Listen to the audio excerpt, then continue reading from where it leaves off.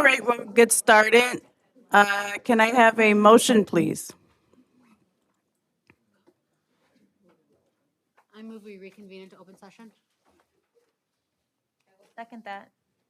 Okay, roll call vote. Rochelle? Aye. Susan?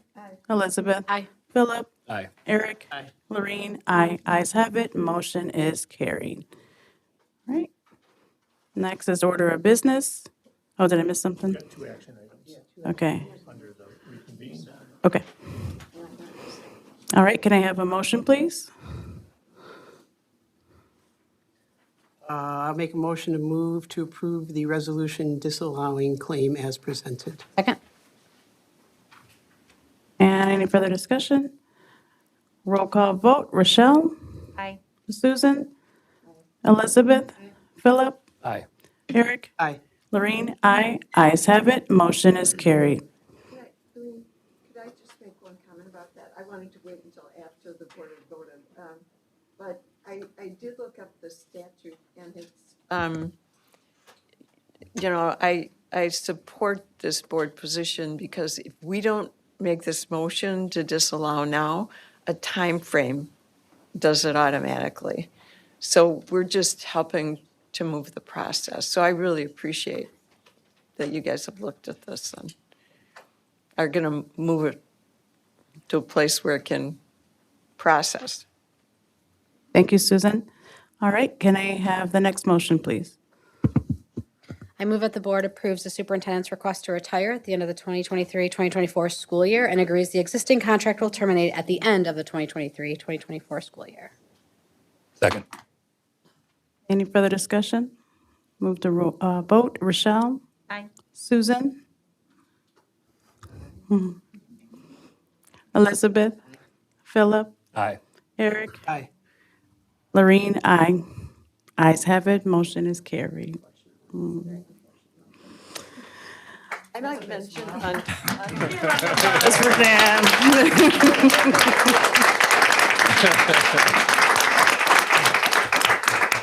Thank you very much.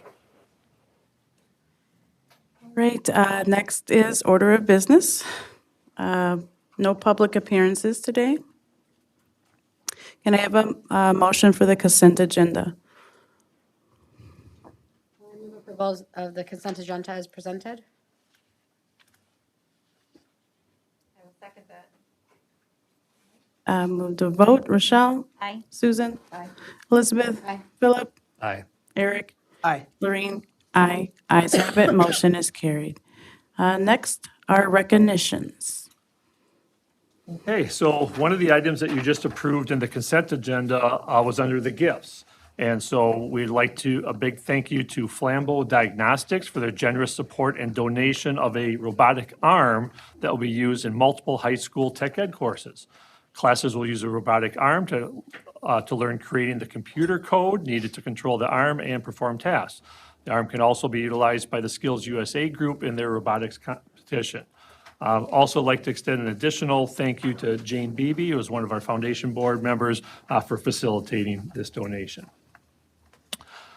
USDA Administrator Cindy Long, along with some members of her team and DPI, visited Granite Ridge School, where we had the opportunity to discuss the importance of providing healthy meal options to our students. In the discussions were members of our district and Granite Ridge administrative team, Maggie Santa, our school nutrition director, Granite Ridge School nutrition team, Elizabeth Cook, and even some third grade students. Administrator Long also got to eat lunch with the students, tour our Flex Cafe and kitchens, and talk with the high school AV club. And there are some photos for your review. And lastly, we are in the midst of winter concert season. We always enjoy seeing the progress our students have made throughout the year on their instrumental as well as vocal performance. Thank you to our music teachers for their outstanding work of teaching music to our students and for putting together concerts for our students, staff, and families to attend. Next are correspondence and announcement, and I have one announcement myself, and that is that I am filing a non-candidacy for school board. So I will be finishing my term this year, and I will not be rerunning. So sad, but I know this great board will carry on after my term. So wanted to share that. Next are the administrative reports. Okay, so we'll turn it right over to our MG21 team with their annual accountability report. Okay, thank all of you very much. As you know, MG21 is a charter school instrumentality of the Monona Grove School District. And under our charter, one of the things we're required to do is to provide you an annual accountability report each year for the prior school year. I'm going to let the expert do that. But before that, I would just like to, on behalf of our students, parents, family, caregivers, the reason we exist, and on behalf of our staff and the governance board, really honestly thank all of you, and particularly Dan Olson, for your support of our school over the years. And I've been involved now for a while, so I've seen it. So again, a great shout out. Thank all of you. And I do want to recognize, I have a couple of my governance board members here this evening. I know Sandy Homburg is back here, and Sue Carr and Elizabeth Wheeler. Elizabeth is a parent, so we got that connection. In addition, one of our staff members, Alex is here, one of our teachers, Alex Metley. I think that's probably enough. So I'm going to turn it over to Rebecca Fox-Blair, who is the expert in this subject, to take you through the report. Hi, I'm Rebecca Fox-Blair. I'm the executive director at MG21. And Tom Stolper, who did not introduce himself, is our governance board president. And like Tom said, each year, as part of our responsibilities as the district's charter school, we come before you all, the Monona Grove Board of Education, to present our report. The goal of this report is to present a robust picture of the educational community of MG21. A few weeks ago, the Department of Public Education published their school statewide report cards. I want to call out the fact that in looking simply at that report card, one would not have an accurate portrait of our school and our students. While there are some important data and areas for growth, there are also some gaps. Because of our small overall size, school size of 81 students last year, some of the data is not included in the report card due to the cell size being so small. And that then causes other areas of the report card to be weighted more heavily. As a project-based school, there are some areas that are not tracked and reported to Infinite Campus in the same way that a more traditional school would be. So music, art, dance, drama, we don't call those art class. And so when that data gets reported, it's reported as project-based. And so it doesn't show up. It shows up that we don't have an art class, that we don't have a music class. So I feel like it's really important that we kind of keep that in mind as we look at that data. There are areas for growth, but in comparing MG21 to other schools, it needs to be noted that it's not an apples to apples comparison. What makes MG21 a unique and special part of this district is what also makes it so hard to capture in a single snapshot of the statewide report card. I've lost my signal here. Hold on. Sorry. Our first year back from the school closure in 2020-21 was a challenge for many school communities, including MG21. Our students really struggled with navigating how to be students, how to be in community. They'd lost some of their sense of the value of school, of learning, and of education. Last year, the 2022-23 school year, our focus was really on building an educational community with an emphasis on community, on connection, and on student learning. We wanted students to re-engage with their love of learning, to find their curiosity, to explore their passions and their interests. And we leveraged and leaned into our values of restorative justice and relationships. So this report hopefully can give you a more rounded picture of what our school is all about. Our enrollment at the middle campus last year was, as I said, around 81 students. All of our seniors graduated, except one student decided to continue to come back for a fifth year, because that was what was in that student's best interest. I've included some of the demographic data from the report card, just comparing MG21 with the high school and GDS. MG21, as you know, is 612, and so that's why I included the middle school and the high school.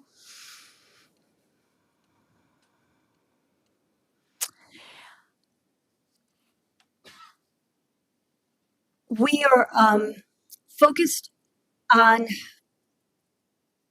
how do I want to explain this? Our performance measures are largely grounded in some of the reporting that we had to do. This was our last year, was our fifth year of our grant, our expansion grant. And so some of the performance measure data is data that we had to include as part of our final report to DPI. So you'll see that a couple of areas that are not captured in the DPI report card are things like the HOPE survey data, which measures student autonomy, student belongingness, student goal orientation, student engagement, student hope. And that data shows growth across the board for all of our students. And it's measured on an 8-point scale. So when you see a score of like 6.33, that is a high score in looking at this information in this data. I also included data around students doing project-based learning and their growth in the 21st century skills and in reading, writing, and math. 95% of our students demonstrated growth moving forward through their project-based learning projects. I did include the iReady performance data, but again, we struggled a little bit with the testing last year. I did include also then the forward test data comparing MG21 and statewide data. You'll notice that we definitely have a big gap as far as math. It's an issue that we're in the process of working on. I'll kind of explain that later in this report, kind of what steps we're taking. However, our reading data is pretty much comparable with the statewide data and showed growth overall for our students.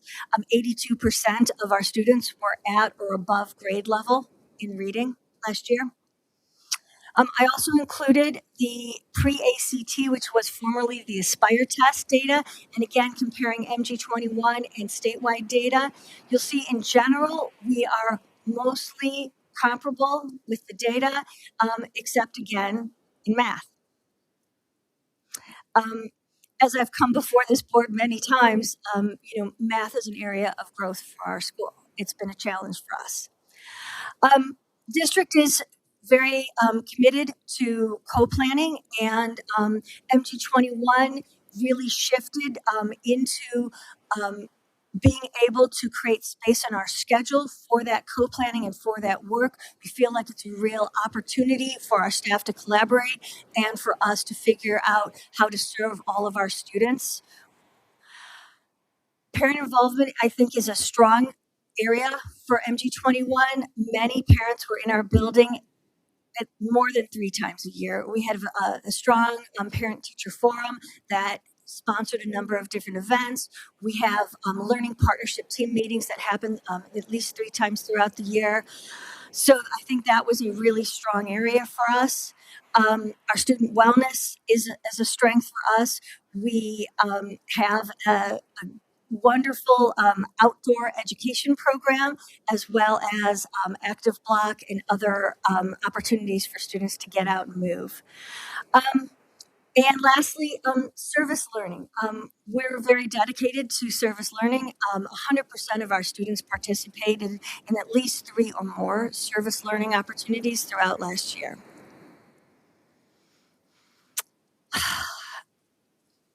MG21 has had a longstanding partnership with the YWCA, and all of our staff have been trained in restorative justice practices, and it's really a cornerstone of our school community. So I've included the restorative justice data. You can see that 100% of our students are participating in circles, whether they are support circles, repair the harm circles, community building circles. Again, I think that's a really important, strong cornerstone of our school. And then you'll see the data around school discipline.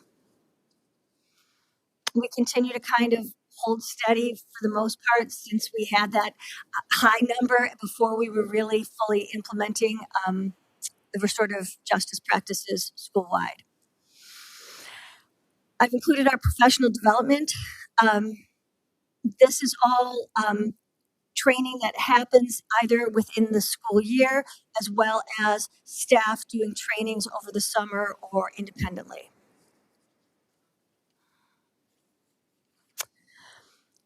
So last year, as we tried to focus on regrounding our students, these were the continuous improvement goals that we set. We expanded our college and career readiness options. I mentioned this at the last presentation that this was something that we were working on. It's become a really solid part of our upper campus. We were able to do a number of leaving to learns last year, and I kind of listed them out here. But we now have incorporated this as a full-on component to our school. So it's part of our school last year, and it continues into this year. So students are working on exploring their interests and their passions, and then we're leveraging that into exploring opportunities. And so doing informational interviews, job shadows, going to visit lots of different places as far as like post-secondary opportunities for students. Restorative justice, like I said, the entire staff has completed the YWCA 3-day training. We continue all the service work that we've been doing, including regular service at the Second Harvest, River Food Pantry, Swamp Lovers with the Ice Age Trail, and the Cottage Grove School Forest, which is our middle campus, does a ton of service work out there. We also have an annual trip that we do over spring break to the Pine Ridge Lakota Reservation in South Dakota. Our curriculum and instruction, we focused on our 612 competencies that are included at the end of this report. And we did shift into offering traditional math classes last year. So as much as we would love to have project-based math, we can offer that as kind of a side piece, but as far as students being able to really get the math skills that they need, we needed to offer traditional algebra, traditional geometry. This year, we are really excited that we've been able to kind of have a year that's been shaped by our growth. We were able to add a third cohort at the middle campus and a third middle campus teacher. And also add an additional paraprofessional, which has been really great to support our students. The upper campus did shift to using illustrative math as our new curriculum. And so we're piloting that this year in geometry and algebra. We've incorporated some scaffolding and used some guided projects as well as independent projects for our students. Alex Bentley has been really working on pushing out our connection to other schools through the school forest. And so she's been working with Winnequa first and fourth graders to come out and work with our middle campus students out in the school forest. So that's been really exciting. We redid our student support, kind of how that looks. And so we all kind of combined our offices to create more student spaces. And so instead of calling it the main office, it's our student support center. And we've been able to, I think, better serve our students. I've included the information about our shared leadership teams. And then I included summaries of both the middle and upper campus curriculum, the final expense report for the charter school grant, which sunsetted on June 30th of this year, and then the data from our caregiver survey and our student survey. And then the competencies. As always, I want to thank the Board of Education and Superintendent Olson for your support. I feel like our school has really had a lot of support in this district, and we've been able to really grow and serve the students that show up. So thank you. Glad to answer any questions. Just want to say, I always look forward to this every year. It's just awesome of all the things that you're offering our students, so thank you. Susan? I'd also like to say that Rebecca's and the staff is wonderful at inviting us to graduation. And if you haven't attended, I strongly recommend. It is an incredible moment in your life to have this experience. She stole my thunder. I was going to invite all of you to the graduation. We do a middle school graduation, and then either 1 or 2 nights later, we do the upper campus or high school graduation. Typically May 31, June 1, right in that time frame. So you're all invited. Eric? Rebecca, thank you for highlighting some of the relevant information related to the standardized test scores. They do not tell the whole story. So I appreciate that information. I also just want to say I do recognize that MG21 has a student population that is much different than the other schools. So while the state overall score is 55.1 for MG21, which is, according to the state, meets few expectations. As you highlighted, the growth is good.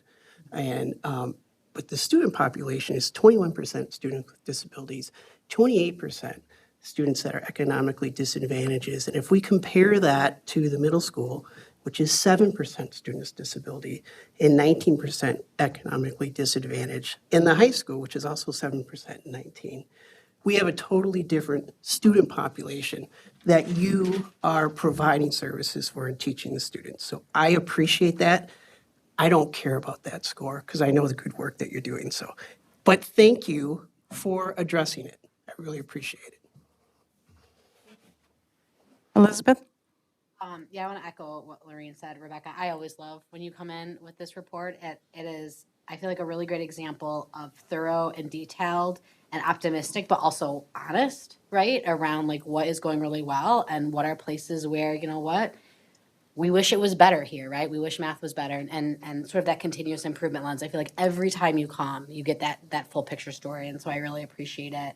I mean, I agree with Eric that your student population is different. I think what you're doing in terms of connectedness and social emotional and wellness and being out, like being a human in the world, right, through all of those pieces is incredibly critical. And so I'm grateful for that. Eric and I are a little different in that I do care about the data too, right? The numbers matter to me.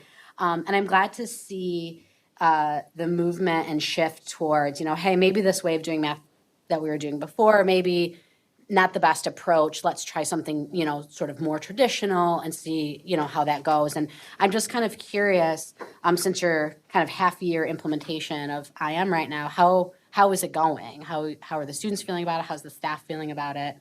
I think the staff really like it, and I think the students like it. We need to build our skills. So one of the challenges too is, you know, as students come into the high school, we're getting students that are in 11th grade or 10th grade who have had whatever math skills they're coming in with. And so what we're finding is that we needed to kind of go slow and do some additional skill building, especially in geometry. So we're kind of supplementing as we do that. And so I think it's going to be like a slow roll on this as we kind of build up steam and build up the skills. But in general, I think it's a really good curriculum. And, you know, we appreciate the district's support with that because, you know, we were able to kind of tag on to what they were already offering in the district. Currently, right now, our middle campus is looking into the mid-school math, which is being offered at GDS. And we appreciate their instructional coach, Natalie, being able to kind of help support our staff to explore that.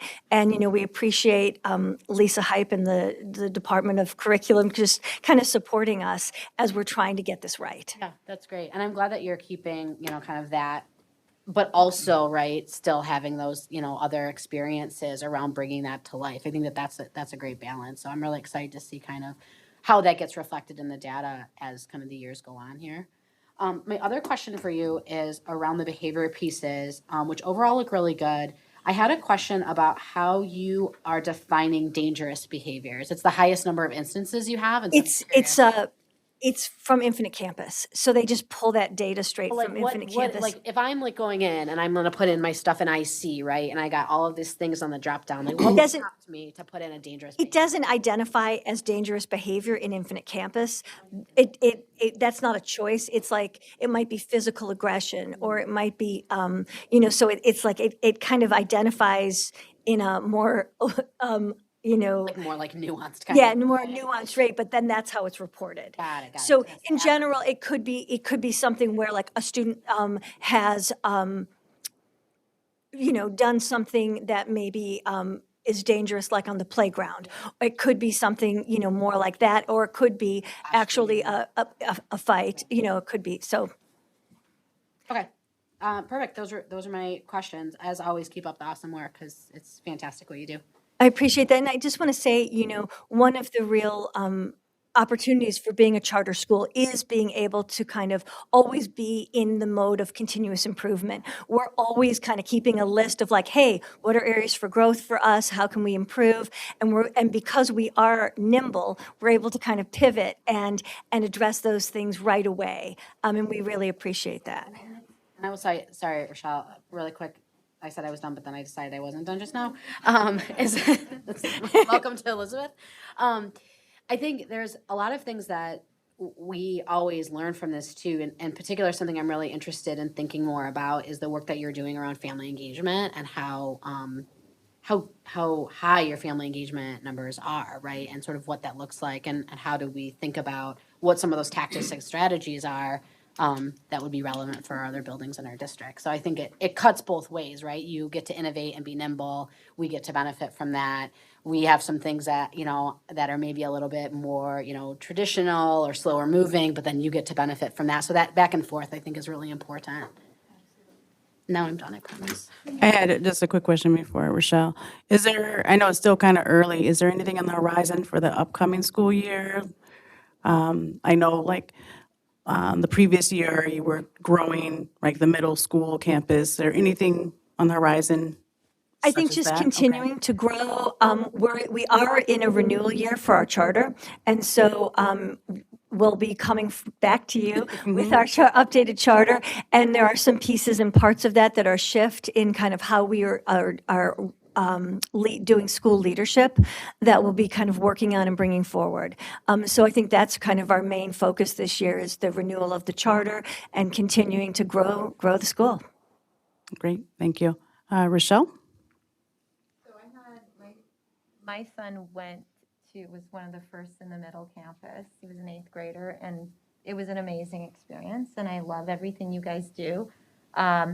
But I was really excited to see that you also included post-secondary schooling and that you're starting, or I don't know, maybe you've been doing this the whole time, but for me to see it in paper to kind of help support students for that second, because I know you guys do a lot with community building and relationships with internships and things like that, but it's nice to see that. So Thank you. are you guys collecting any data on what happens to your students after they fly? We are, and also one of the areas for growth for us is to include more of the internship, YA, all of that data, because that didn't show up on the report card in the same way.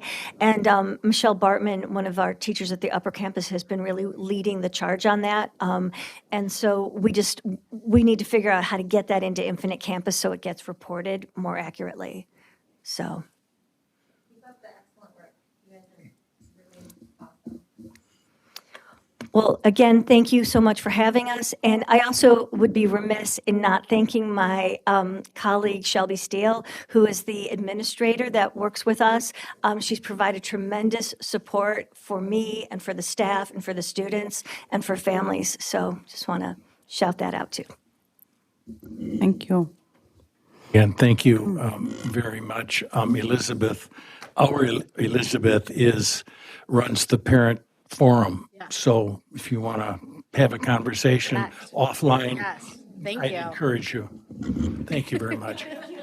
Thank you again for your report.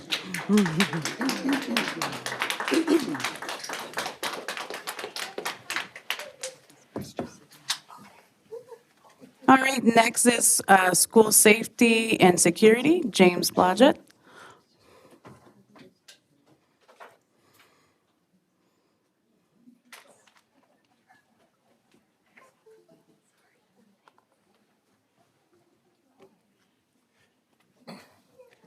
It's always fun when the tech shows up. Or at least more fun.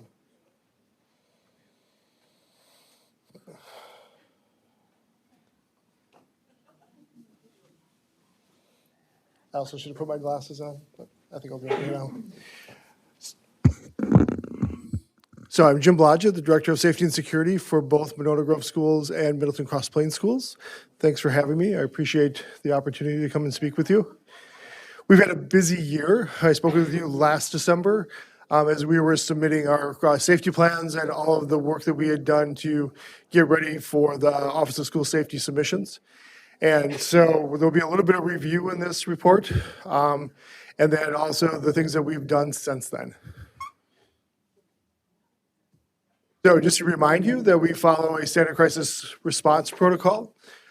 This is basically the I love you guys protocols, with the exception that on lockdown, we do options based. So if there is the opportunity for students or staff to escape the building during an active threat, that's one of the options that they have. It's not something that we necessarily recommend, but we want them to make the best decision they can at the moment that they have to make that decision.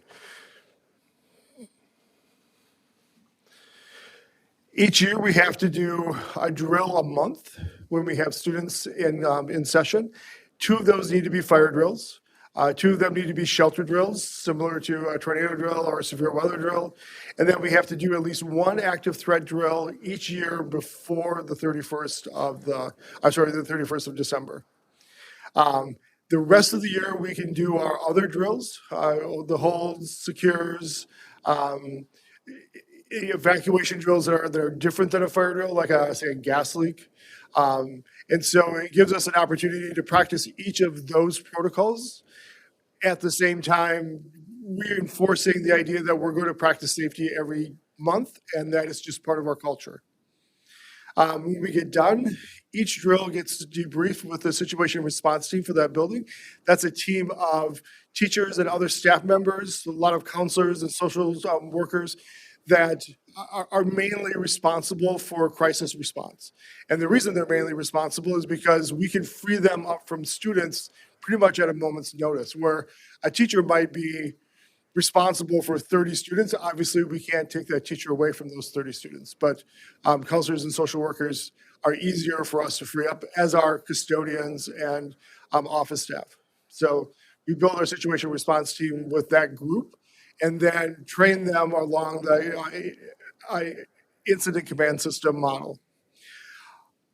We've worked really hard in the last year to adjust our drills to make them much more trauma sensitive, and we'll talk about that as we go. So last spring, I would say last winter and last spring, we brought together a group of social workers, counselors, a few principals, myself, and a couple other senior leaders or cabinet members, Katie and Krista, to look at how we were training both our staff and our students and to create trainings that were much more trauma sensitive. We know that, and you probably experienced this, if you are scared or triggered or very upset or nervous about something, it's very hard to learn. And the more your amygdala is triggered, the more you move to either fight or flight, and the less you're going to remember from that experience. Our goal is to keep our drills very low key, walking speed. Everybody knows what's going to happen. We prep our drills ahead of time with our students, making sure that both the teachers and the students understand the process for the drill. If there's going to be loud noises, we prep that ahead of time. Sometimes we actually, instead of using our embedded system within the building, we will do it through a recording so we can keep the volume down so they can actually hear what's being said. And most of our drills use a voice command rather than using loud noises. Though we still have fire systems that are older that still use the 150 decibel ringer thing that no one can stand. But if you go to like Granite Ridge, that system is a person talking, and we replaced standard voice with Jade Sock's voice, so that it's a little more gentle, but then it also repeats the message in Spanish, so that we have for we're most of our students understand enough English that they would get the gist of the fire drill. We're more concerned about parents that may not know the English language well enough to recognize what they're supposed to do during a fire drill. Those changes, I think, were very well received, especially around active threat. I think what we did last year for active threat really needed a lot of improvement. We spent a bunch of time really addressing our trauma-sensitive issues with that previous work to make the how we teach about safety much more in line with how we teach about everything else. So our goal is that the teaching about safety looks an awful lot like teaching about social studies or teaching about English or teaching about math, and not so much about like scariness and dog or wolves running through the building. We're done doing that kind of stuff. That was a weird thing. Okay, so along those lines, we also got together with the principals to create a protocol for doing drills so that all of us are doing our drills the same way. We developed a schedule that we all do our drill, like we do our fire drill the same month across our district. We do our active threat drill the same month across our district. And we do it in the same way in each building. So we established general principles for how we're going to go about the drills, being trauma sensitive, being walking speed, not putting a lot of pressure on the event that's happening.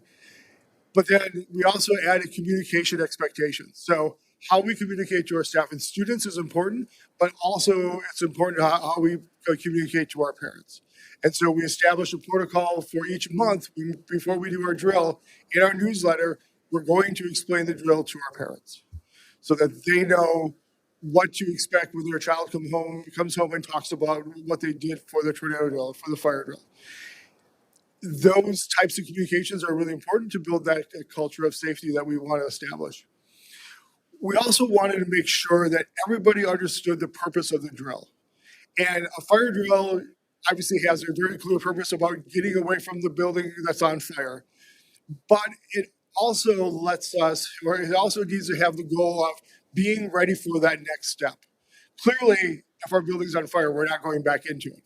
And so instead of having our drill just end with everybody getting outside the building, we now end our drill with everybody being ready to get on a bus to take them someplace else that's safer. Or to, in the case of like Winnequa, we have a number of close evacuation sites, having them walk to those sites or be at least prepared to walk to those sites. And so our goal is that we do our drills not just about responding to the crisis, but about being ready for that next step that we're going to have to take to actually recover from that crisis. Included in that protocol is what we want for our points of emphasis. So for fire drills, we obviously want teachers to be grabbing their yellow vests because we know heavy equipment is coming, and we want to make sure that everybody's really visible. We want to make sure that they grab their first aid kit and the roster. And so we put all that stuff in a bag so they can just grab it as they're on the way out the door. We also want to make sure that everybody's following that same process so that, in the case of a fire drill, we do run the fire bell, make everybody like put up with the noise for a bit. We make sure that they get to their evacuation site or evacuation step-off site. And we also want to make sure that we're doing our accountability in a reasonable way or a realistic way. Most of the time, if your building's on fire, you're not going to have time to sweep the building. And so instead of sweeping the building before the drill or during the drill, what we're doing is doing our student accountability first, seeing if we're actually missing a student, and then we sweep the building. And I think it's also important to remember that most of our buildings are very close to where our fire departments are. There's a good chance that once we run our accountability process, that we're going to give that information to the fire department and not to our teachers, because we are not expecting our teachers to run back into a building that's on fire or even really smoky. We're working heavily right now on getting our reunification team ready to go. We've established a reunification site. It's big enough for any one of our schools, including our high school or our middle school. And so we're working with our student services staff and some of our administrative assistant staff to build out that reunification team. We've also done tours with the cabinet at the reunification site, and I'm in the process now of setting up tours for all of our principals and other administrators so that they have a feel for what that site looks like and what the reunification process will feel like when they're in that space. That's an ongoing process. We've written up, I think, a pretty good plan. We've put into place the people that we need in that plan, and now our process for the next 6 months will be to get through training all of those people and hopefully be able to run at least a couple of scenarios so that we can practice going start to finish. Though probably not actually acting out, more like doing tabletops or functional exercises. And we were working on we talked about the situation response teams. I tried to do a fall training, just remind everybody of their roles, how incident command system works, and then what it looks like when you actually solve a problem or respond to a crisis with the incident command system. And then in the spring or late winter, we'll do a more difficult one that actually will get us to the point where we're going to the reunification site. And so a lot of what we're going to do over the next 6 months is directing ourselves toward understanding what reunification looks like. Everybody hopes that we don't have to do it, but it's one of those things that's complex enough that we're going to need a lot of practice with it.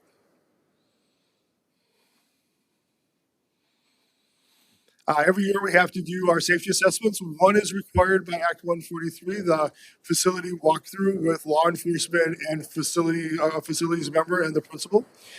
Those are completed by our SRO, our new Director of Buildings and Grounds, Gary True, myself if I'm available, and then the principal of the building. And basically we have a checklist that's established by the state. We walk through the building and check off the things that are up there and then things we need to adjust. Sometimes it's as simple as the weather alert radio no longer is working and we just need to replace it, or somebody forgot to put out their bomb threat script. And so we obviously want to have those handy after what happened in Stoughton.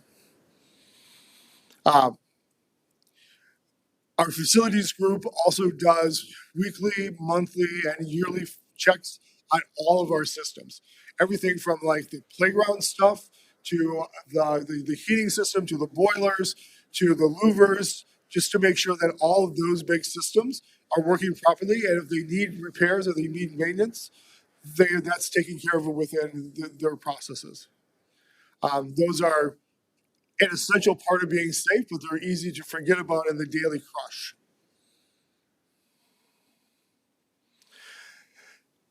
A lot of the last year has been around trying to get through or get our projects completed. I wasn't quite ready for how much conflict I was going to have with being halftime. I've been very used to just like grinding through my projects and being able to like get things off my plate, being split between 2 districts, and then the travel time, and then the meeting time, and it wasn't. I would say that with having a math degree, I should have anticipated this better, but it took me a while to get to understand like what my pacing was going to have to be to accomplish the projects. And so the first project we started working on last year was to have maps for the district that are digital and accurate, which is a new thing for us. We have completed the first steps of that project.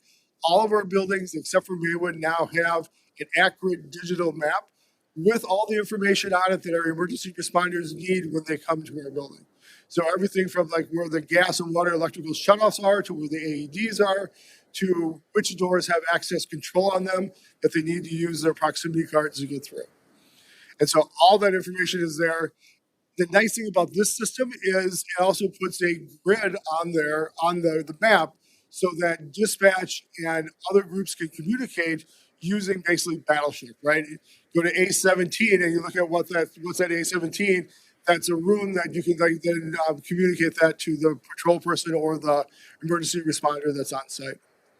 It's also how we will coordinate when we have a large event that's going to bring in people from many different law enforcement or emergency responder agencies, because that's when it becomes really difficult and hard. The nice thing about this system is that it comes with an online cloud-based system that our law enforcement and the dispatchers at both Monona and Dane County Dispatch can access on the fly.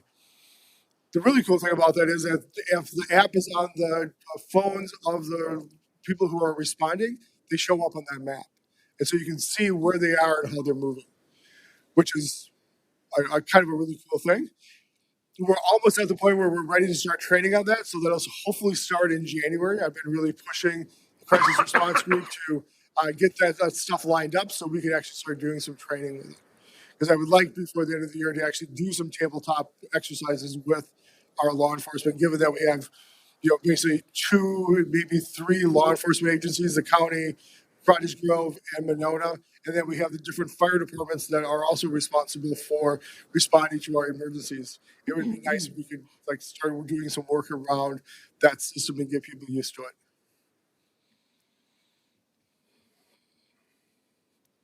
Sorry, I started talking faster, didn't I?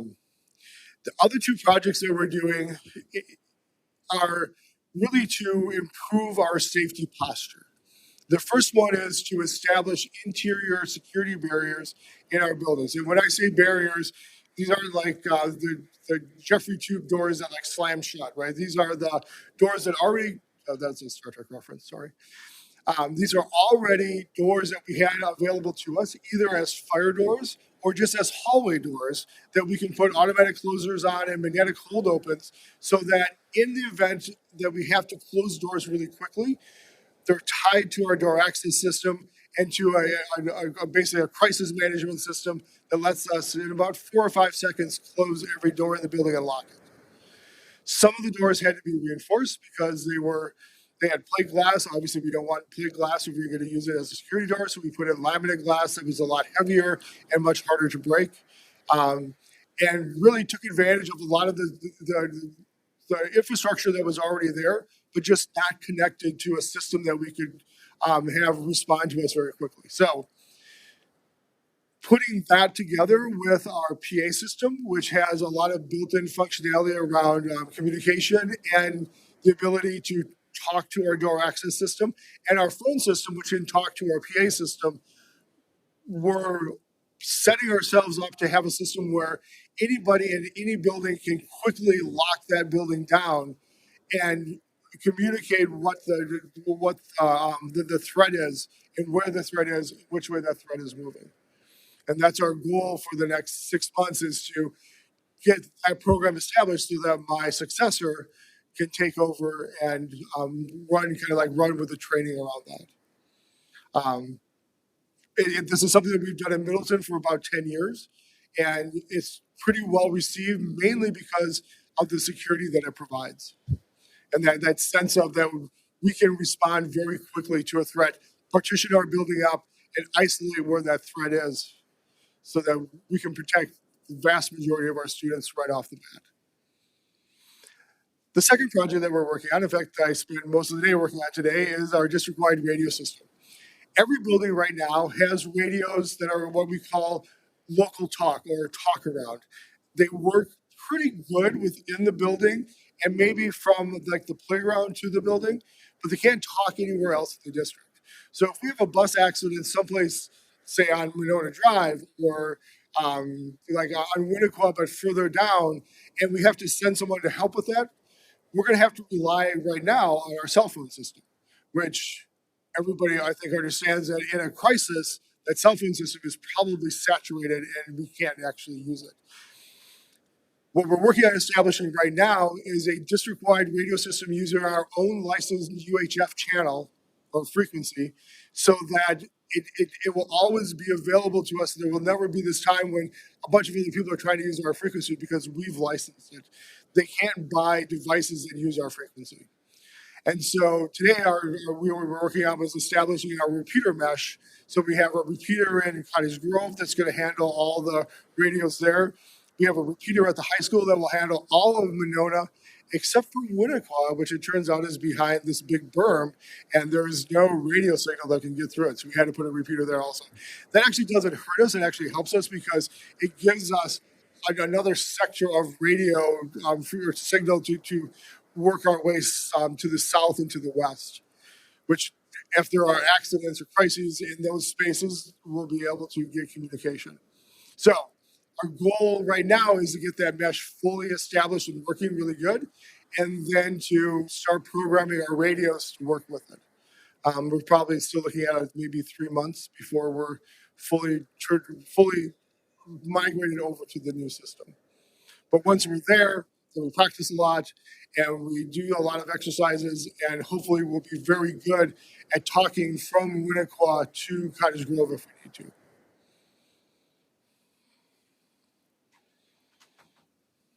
Oh, I'd meant for this thing to go longer. I'm sorry. Not really, actually. So, we went kind of fast, but are there questions or comments or things that you would like me to go deeper into? I just want to comment, that's a very thorough report. We really appreciate that. Thanks. We have a question from Krishna. Yeah, actually just a general response to your presentation. Firstly, thank you so much for informing me about all of the policies that are currently going through our district. They certainly have an impact. In fact, last week we actually did have a lockdown drill at the high school, and it went pretty well. I personally appreciate the measures taken to ensure that it's trauma sensitive and that all students can benefit off of these programs. And in my just brief experience as a student here in the past, well, especially in the past 6 years, my sixth grade to now, I've noticed many differences. Thank you so much. Brief intermission, it's cool. When I was a sixth grader and we first came out with the policies of Alice, comparing that to the presentation that I just saw, it's very clear just how much our policies have adapted in such a short frame of time. And because of that, I think there is a much stronger sense of confidence, especially from our staff, as to how we can handle the unexpected in our building. I've heard a lot of a common refrain from my teachers that when they were our age, this was not something that they necessarily had to deal with.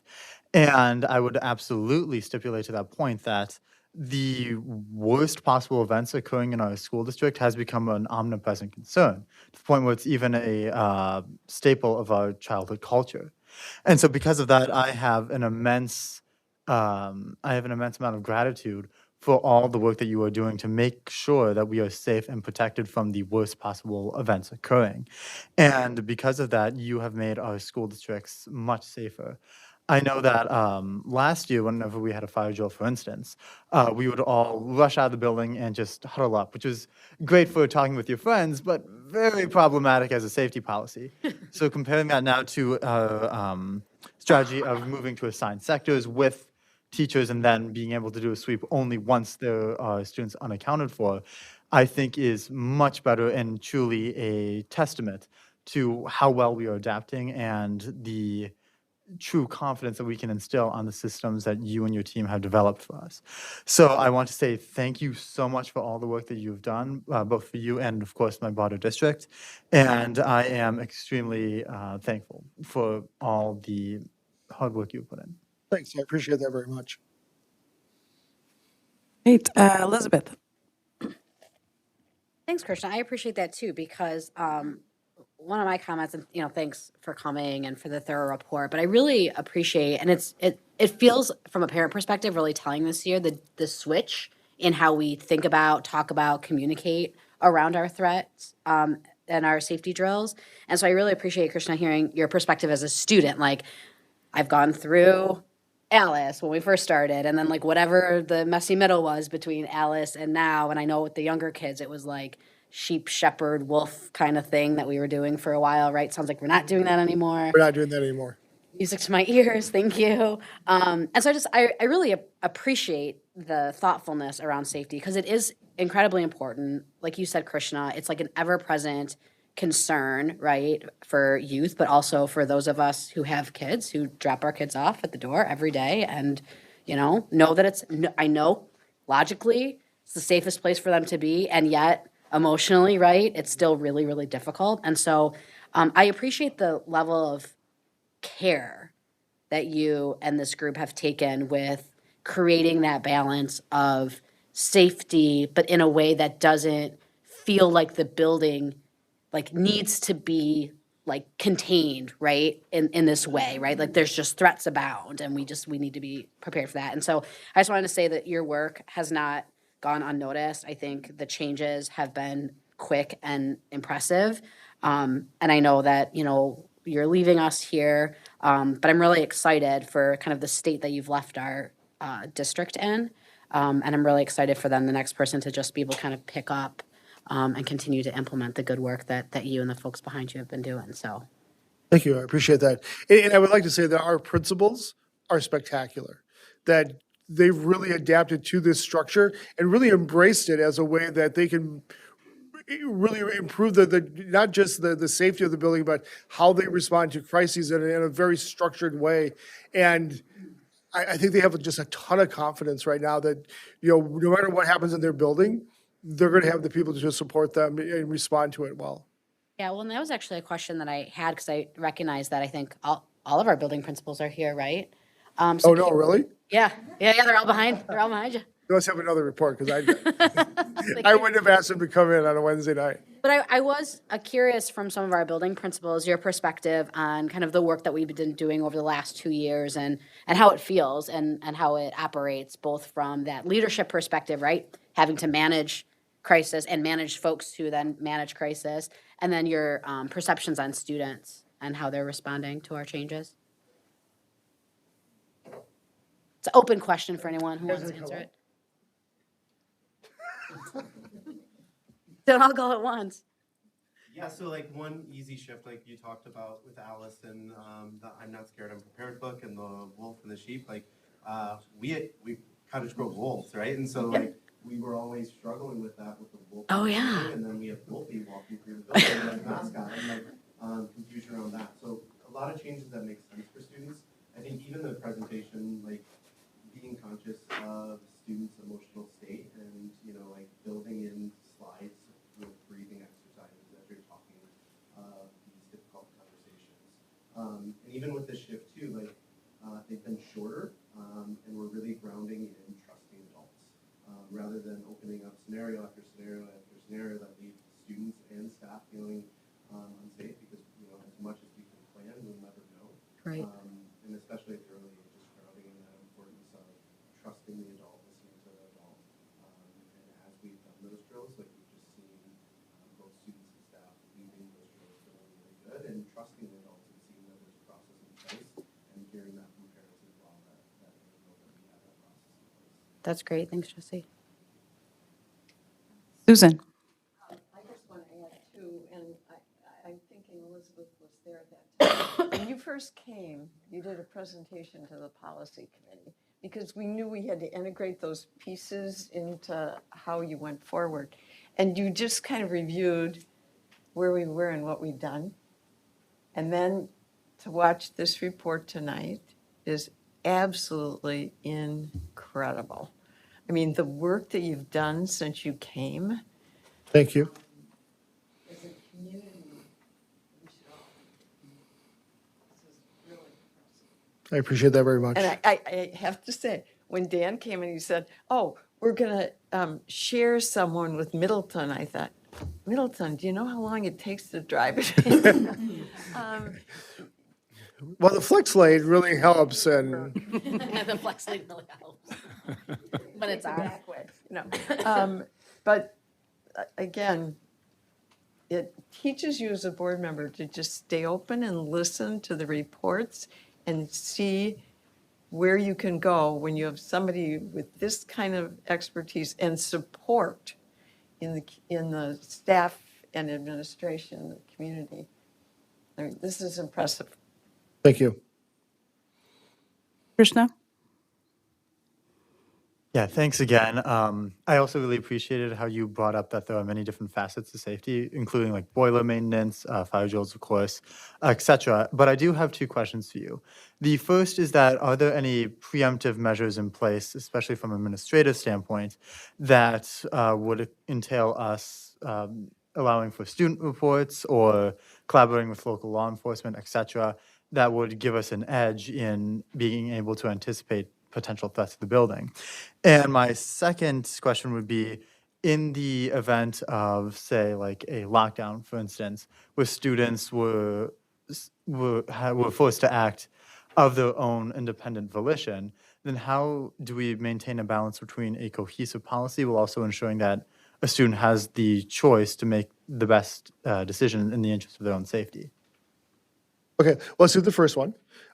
So we've been working very closely with our law enforcement, not just through the CRG mapping project that we talked about, but having 2 SROs on site that are very invested in our communities and invested in our students means that they take a lot of care with our students, and they're an important part of our culture. That when I walk in or walk by Jessica's office at GDS, almost always there's somebody in there talking to her. Frequently, it's a student. And the same with Luke at the high school. Is he has this really strong rapport with the students of the school, and I think that gives him the opportunity to learn about things that he can step into or pass off to one of the other administrators to get in front of a situation that it may be, if we address it up front, it's not going to escalate into something that's really dangerous. And a lot of times it's just students feeling marginalized, students having some mental health issues. We have lots of resources available to us.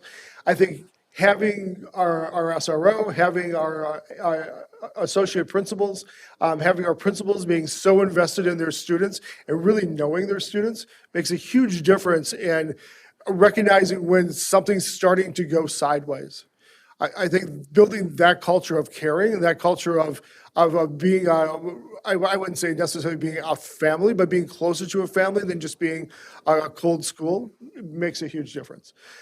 We've also opened our lines of communication with our police chiefs so that when an event does happen within our district or within our communities, that we're having a conversation about how we're going to address that within the community, so that we're messaging so that our messaging is works together instead of working in opposition. And so I think those are 2 places where we're doing a really good job of getting in front of problems that could spiral out of control, but if we can get in front of them ahead of time, they don't. The second question was about students being able to react of their own volition. And one of the reasons I think that Jason and Luke and Mitch have done such a nice job with how they've given you some scenarios to work through is that opportunity for you to, if you're in a public space or if you're in an area that feels dangerous, that you can either go to a classroom and help barricade that classroom, or if the opportunity presents itself, escape from the building and get away. And I think our focus is on those 2 things, right? We're not visualizing what our threat is. What we're doing is we're saying there are 2 ways to stay safe. One is to escape the building. The other is to get into a classroom and barricade your door. And so I would hope that when you think about how you would get out of a situation where there's like an active threat, or even as something as the possibility of having a fire, that we wouldn't want you as a student to be trying to fight the fire. We'd want you to be getting away from the fire. Did I answer your question? Yes, you absolutely did. And in my opinion, I think Luke and Jessica are fantastic officers. So thank you for that. Right, there are no other board questions. Thank you so much for your report. Appreciate your time. Thank you.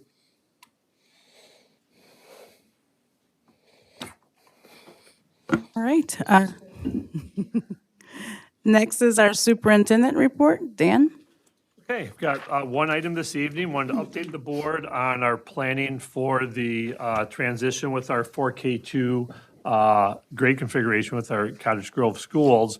And so what I've attached is a tentative timeline between now and when the schools will open in September of 2025. And so this is something that we've worked together with our admin team and our principals. I think it's a pretty sound plan. It is tentative. We certainly can adjust it as need be. But just to, we did share this with our staff at the two elementary schools this week. And then after sharing with you this evening, we'll share out with all of our staff in our next newsletter, so everyone's aware, of what we're working on. And so, so I think the most important things coming up, we've talked about, right, the process for determining attendance boundaries. And so we're going to work on that the next 2 months. The recommendation will be that we create an ad hoc committee to do some of that work. And so I will draft an initial charge of a committee, give it TLE a chance to review, revise, and then likewise with the full board over these next 2 months. And so by February, we have that. Just so you know about, how we came up with some of this timeline as well, besides, I think some of it is kind of common sense. We did follow as well what Oregon went through a couple of years ago when they opened a new elementary school and had to shift attendance boundaries. And so they've been very helpful in sharing their process and the timeline we've talked through about. I think the most important thing is the finish point is as we get into the 24-25 school year, once that school year started, as soon as possible, then getting that planning for the next year, because that you've got open enrollment decisions in January, staffing decisions February, March, and so that fall of 24 is really important to have things really set and preparing for that next school year. So I'll pause there and glad to take any questions or feedback. Elizabeth? Yeah, thanks, Dan. This timeline looks good to me, and the ad hoc committee pieces make sense to me too. I think one question that I have, and this is actually more for Jesse and Emily, around your level of comfort with the timeline and the processes, especially in light of the fact that come fall, we'll have a new superintendent, right? And so I think there was always going to be a lot of like co-responsibility on you both, right, to operationalize the plan in a way that makes sense for the school buildings.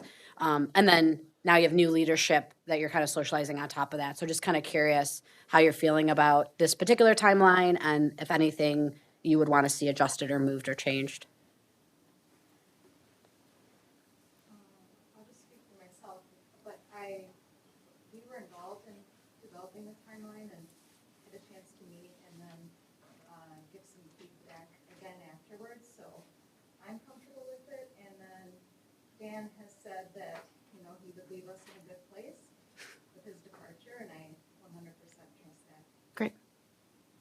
Yeah, I echo the same thing with Emily, and our level of involvement in the process so far has been great. And, it's one of those things, like, we know how great this is going to be for kids, and there's moments this year that we, wish that it could be happening next year. And then there's also moments in looking at the timeline, like, it was a good decision to do this thoughtfully, and so we're grateful for that additional time. But, it's been super great working with Emily closely, and I'm confident that we're in a really great place to move forward with this. Great.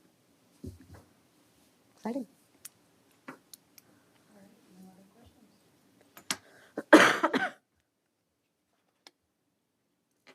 Next, we'll move on to board reports. So first report is Student Board Representative Report. Krishna? Thank you all so much. So moving into December, the last month of 2023, I'm really excited. There's so many things going on at Monona Grove High School. To begin, on the 6th of December last week, we had a band concert. Symphonetta and Concert Band performed at the Monona Grove High School auditorium. They were led by Janice Stone and Kyle Granville, and it's truly an amazing program because between both bands, we have roughly 120 students involved. So truly a fantastic event, and I look forward to reporting about more concerts in the coming year. For band, that is to say. However, orchestra actually is going to have a concert tomorrow on the 14th. They're going to be led by Carl Davik and Janet Heineman. So we truly look forward to another eventful performance there. Furthermore, the Monona Grove Choir from grades 6 through 12 will be holding a concert next week on the 18th at the high school gymnasium. So we expect a great crowd for that as well. Moving on, we have DECA, which is the high school's business club. Last week, they held a Letters to the North Pole event, which is basically a volunteering experience to allow DECA members, as well as any involved student at the high school, to write a letter posing as Santa. So little kids receive this, and it's a truly fantastic event because it allows Monona Grove to have that outreach in the community, while also giving kids the opportunity to feel like they're writing to Santa. And so with that, there have been many other volunteering events just specifically led by DECA. And in January, we look forward to holding our district's competition. DECA has truly expanded to an unbelievable extent within the past year or two. And so I foresee a strong growth potential ahead of them.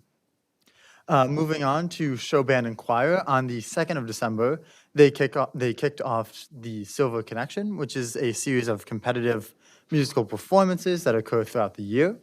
Monona Grove High School hosted several schools from across the county and state, and it was a truly fantastic night with several Monona Grove High School students participating, and I personally cannot wait for many more amazing shows throughout the season. Additionally, photography students headed down to Chicago for a field trip last week. It's a growing program. However, photography students were not the only Monona Grove kids down at Chicago last week. Model UN headed down for Chicago International Model UN Conference, or SIMON, over the past weekend.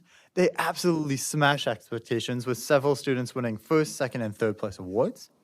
It's one of MG's premier programs for expanding student leadership skills. So I cannot wait to report on more achievements that they are sure to make throughout the year. Thank you so much, and I can't look forward to the January student report. All right, thank you, Krishna. Next is the Personnel Committee. Eric? Yeah, the Personnel Committee met on December 5th for a meet and confer with MGEA. We are in agreement with the 8% increase to the wages, and separate from the negotiation of the 8%, which we're allowed to do under the state law, and that's the maximum amount. The Personnel Committee, working with Dan and Mark, have come up with additional supplemental pay that we're going to make a recommendation to the board, which is an additional 5.4%. So the total wage increase would be 13.4%, and that is a median wage increase of $3 per hour. It's also within line of the QTI study, which we looked at and used. And in addition to that, we are going to go from a we're going to recommend to the board that we go from a 3-cell structure to a 5-cell structure. So that gives us a little bit more flexibility with some of the employees to place them correctly. But this has not been ratified yet by MGEA, so we hope that they're considering it, and we hope that they'll ratify it by next week. So I'm happy to answer any questions. I want to say Philip, Peter, and I, and Mark, Dan, Nicole, we all worked very hard to try to get to this point. So I feel really good about bringing this to the board, hopefully next week or whenever we can get there. So I know you may have stated it, just went really fast. So if it was approved, when would the change take place for the wages? well, right now, it's not ratified by MGEA yet, so Sure. we're waiting to see if they'll ratify it. Sure. And then we're hoping that, once that happens, that we could bring it to the board meeting next week, or if we have a meeting next week, if we decide we're going to do that, or hopefully before the break, as soon as possible, really. Just wait for MGEA. I don't know, Philip, do you have anything to add? Did I miss anything? No, I think you covered it pretty well. Just to clarify that point, once it is approved by the board, the wages would be retroactive back to July 1st. And then as far as implementing, as much time as it takes, our payroll staff, to put that together, it usually takes a few weeks, but. Thank you. All right, no other questions, Eric? Thank you. All right, next is the Teaching, Learning, and Equity Committee. Elizabeth? So Teaching, Learning, and Equity met on November 28th to talk data, which was a really exciting and fun meeting. We started out with Lisa kind of giving us a general overview around data philosophy and thinking about kind of the totality of what we think about when we think about data. So I think to your point, Eric, not just like the numerical academic data that's in front of you, right? But what does it look like to think about student experience and our culture and climate and sort of all those things as they mix together. And then we had leadership from Granite Ridge and Glacial Drumlin talk to us specifically about how they're taking and using their data and making real-time meaningful adjustments, both kind of large on that system level for curricular changes, as well as individual student led conversation. So it was a really rich discussion. I wish I could have recorded it and just played it for you because it's fantastic. But I highly recommend that you go back into the TLE notes and take a look at the slides that were presented. And then there's a lot of additional attachments there that kind of talk specifically about some of the things. So really encourage that.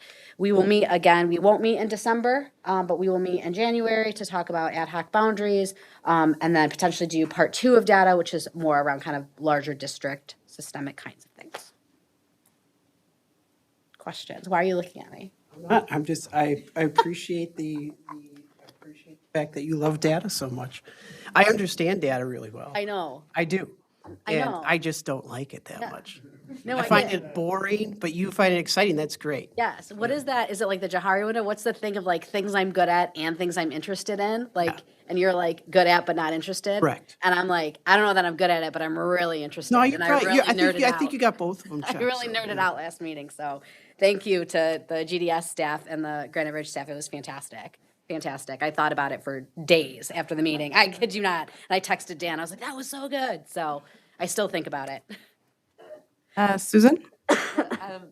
One of the greatest things is to be able to watch the meetings. It's really, they're great presentations at these meetings. And, probably when they're that, really have that much information, we should tape them so that other people can see them, because they really are excellent meetings. And again, my way back, because I'm older than all you guys, background is health information. And that's how we save lives each and every day, by looking at that information and saying, how many people came back into the emergency room after they'd been treated, and why did they come? I mean, you're just looking at that. How many people had heart attacks after this event? Looking at the people having heart attacks in the middle of sports workouts. You look at that information, and this is exactly what the staff was doing at this meeting. They're saying, here's what we can see. Really a great meeting. It's wonderful to be able to see that. All right, thank you both. Next is the Policy Committee. Susan? Basically, I would just defer this to the, what we're doing today is bringing forward, and you'll see, I don't know, how many policies are there? I counted them and totally forgot because there were too many. But we have one policy we want to talk about because we discussed it at great length. We've already brought it to the board. It's about open enrollment. And then we brought the list of all the policies and thank the committee very much for all the work they've done. And these are major meetings, and they have to do the research before they come, and then to be able to finish the meeting. So we have reviewed each and every one of those policies in pretty significant depth, particularly to evaluate if there's a change. It's really cute because Elizabeth will turn and say, you know what, it's not, to me, it's not a great big change. And I said, yeah, but the words are different, I mean, that's how deep we look at this material. So, and we're bringing that to you. We've been working for what, 6 months, 3 to 4, quite a few on these policies. And Monona Grove Education Foundation, you want me to do that too? Okay. So I am the board liaison to the Monona Grove Education Foundation, and they've really done a great job of fundraising. Not only that, but they've become very focused on making sure you know what they're doing with that funding. And so they're really trying to get that out. They approved funding for winter gear for each of the buildings, and I actually, in the report, put the amounts in there for you for each of the schools, 250, 300. and 500. And I know if the staff, one of the things you have to do is find out what isn't in the district funds, and then go forward and just. Foundation meets every month and considers requests. And then approval of classroom snacks, these are actually, and Dan can add to that if you'd like to, these are actually snacks that are in the classroom to be dispensed by the teachers versus a great big huge major program, which is really amazing. And it basically, again, showed you the funding for each of those. They approved renewal of 3-year terms for Judy Runk, Sandy Homburg, and John Weinberger. They also now have committee chairs and assignments, if you'd like to be able to see that. They are going to try and simplify the grant application form to encourage applicants. Okay, I know. Because at this point, they had no applications for the innovation grants, right, Dan? A reminder that the deadline for the submission of innovation grants is January 31st, 2024, so we need to get those in. It's amazing the stuff they approved under the Play It Forward program. They approved dental support, eyeglass support, transportation assistance. It's really incredible how they continue to support the students and the families in this district. The communications committee is working on a video, and Will's back there, and he's going to help them put that together so you can get a better idea of what they do. And Dan, I think I have this date right. Tuesday, December 19th, Culver's Cottage Grove, during 5 to 8, they're going to be contributing. Oh, they're in front of me. I can confirm that sounds right, though. And I think what they were talking about is a lot, I mean, if you spend it, it goes to that program. It's not just 5% or 10%. So if you feel like going to Culver's and supporting the snack pack program, that's an opportunity. Great, thank you, Susan. All right, next are possible action items.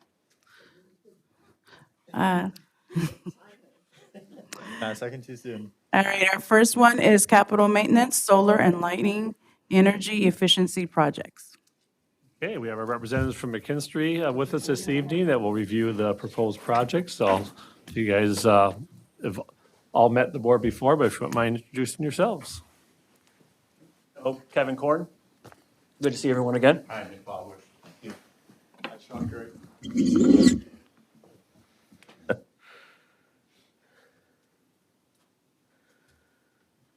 While we're setting up, I wanted to compliment Krishna on his shirt. I don't know if, I'm sure we don't shop yes. the same size rack, but Like he wore a I mean, best hey, moment. good style knows.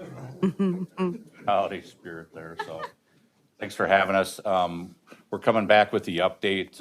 We were able to kind of finalize a solution and come back with some final numbers through some competitive pricing and some honing of the savings, which Sean was able to do. And we've also gotten through the Plan Commission tonight for a recommendation to move to the board with the ground mount solar. So that was positive. Sounded like Gary True was at the meeting as well.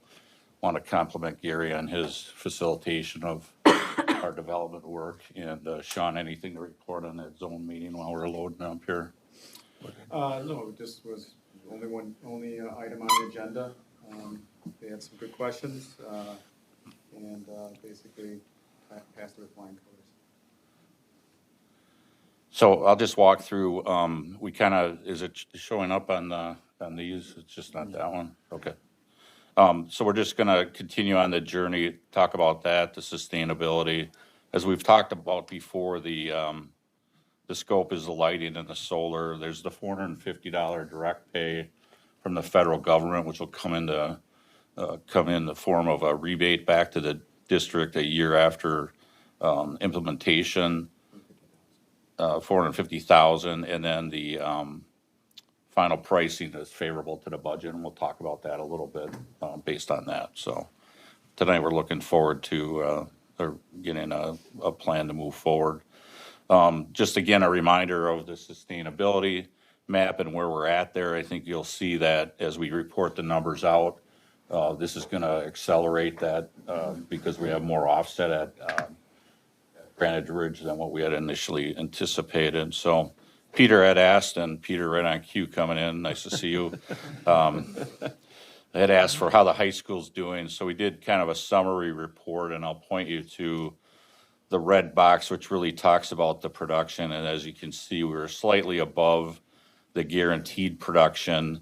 If you look at that, how that's rated, we've accounted for any availability, cloudy days. We do have cloudy days in Wisconsin, in case you haven't noticed this month. And then also you have snow load, which we haven't had many of those this year yet, which is positive. And then we basically do kind of a reliability. We did kind of highlight some downtime issues we had. We had a lacrosse ball hit one of the solar panels, and the panel didn't like that. So we were able to take care of that under warranty. So hopefully that lacrosse player will get a scholarship somewhere. That's covered by their warranty? Well, have you met Mark Powell? Yeah, so I'll let Sean talk a little bit about the site plan as you see it there and what we kind of presented today at Plan Commission. Yeah, thanks, Nick. So this is part of our engineering design that we move forward with to tweak the size and the system accordingly and make sure it connects to the school and to the interconnection points. So that's basically shown where the array is to the north of that.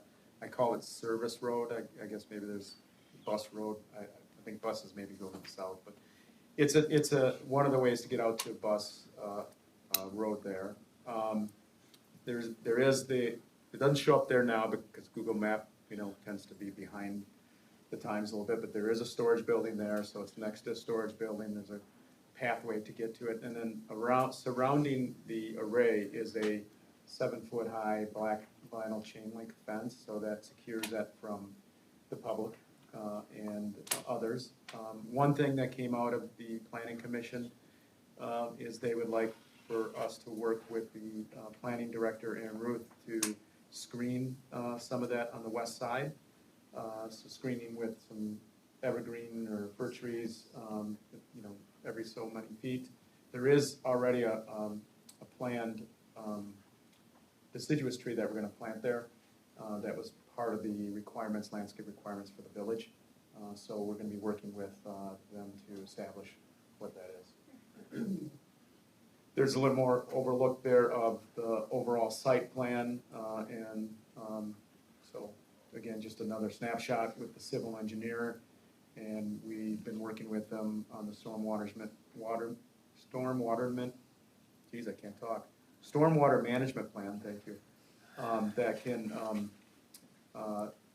basically blend in with the ground.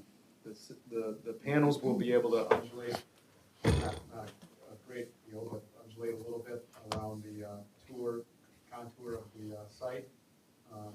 But yeah, that's basically working with the civil engineer from the beginnings. They were the ones that worked on this site when the school was built 4 years ago.